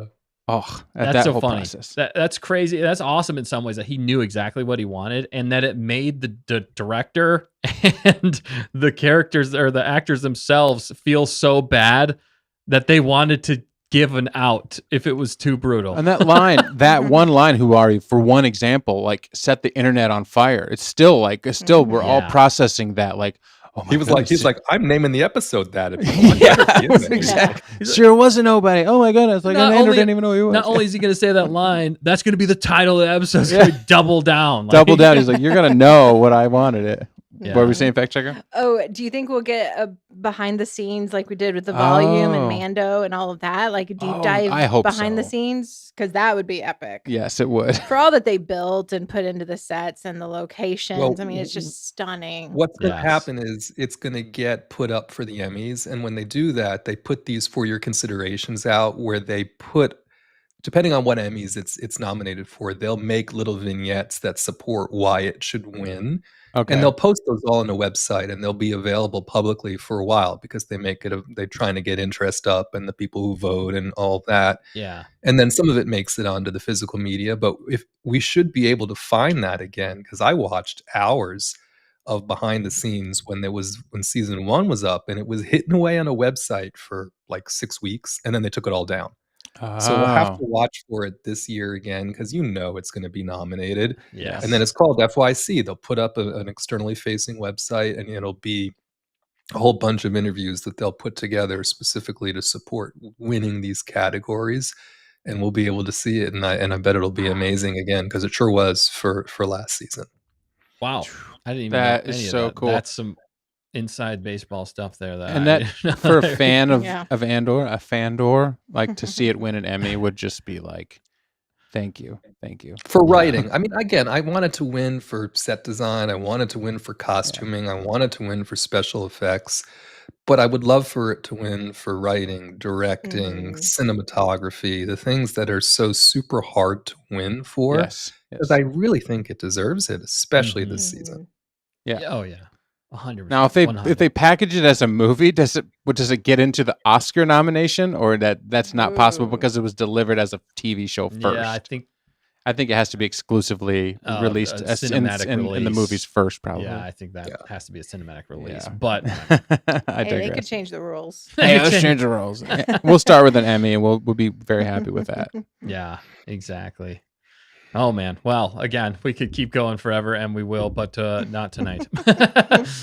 Thank you guys so much for joining us, all you gonkers out there, and everybody who's watched. Let us know in the chat and also in the comments below what you guys thought of Andor season 2 as a whole and the series altogether. Did you guys like it? Do you rank it one of the top Disney Star Wars anything, I guess, or Star Wars in general? Where does it land for you and your favorites when it comes to Star Wars?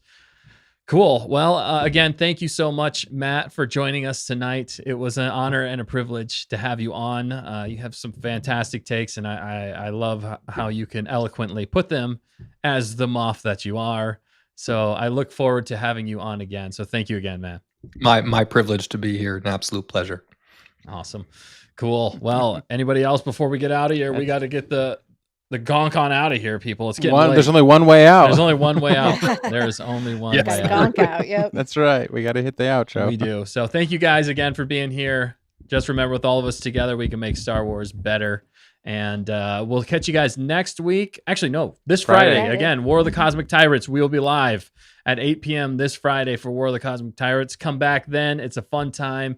We'll see you in the chat.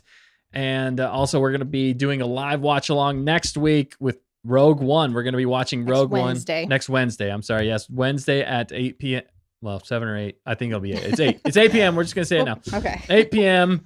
And we're going to do a live watch along. It's going to be fantastic. A lot of fun to see that after watching Andor. So we're going to keep this Andor train going. All right, guys. Well, from all of us here, don't forget to always stay on target. Catch you next time. All right. Bye.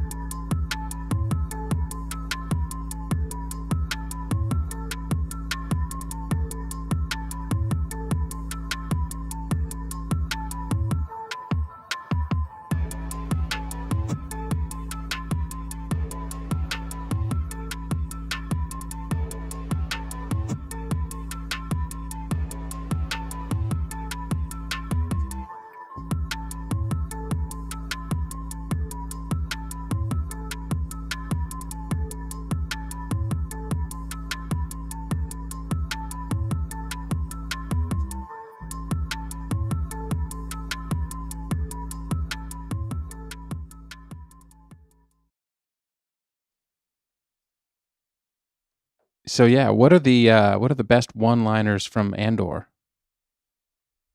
One Way Out. Okay, yeah, One Way Out. Put Stone and Sky. That's a big one. Yep. Follow the Ferrix Brick Road. Follow the Ferrix Brick Road. That was our one-liner. No. Oh, the Ferrix Brick Road. They say that. They don't say that. But now Narkina chicks. That's right. Don't be like Dedra. Don't end up on Narkina chicks. Don't end up on Narkina chicks. Andor no more. There you And more, no go. more. Yeah. That's seriously. right. Serialously. Seriously. Now I just want to eat some cereal. Apparently. Oh no. It's a good show. Oh man. Matt is regretting his decision right now. Bye-bye, Tim. But yeah, that's for the greatest one, Still right? the worst. Matt? Yeah, Tim's still the worst. Tim's the worst and Gorst is the worst. Just the worst. No cupcake for you. No cupcake for you.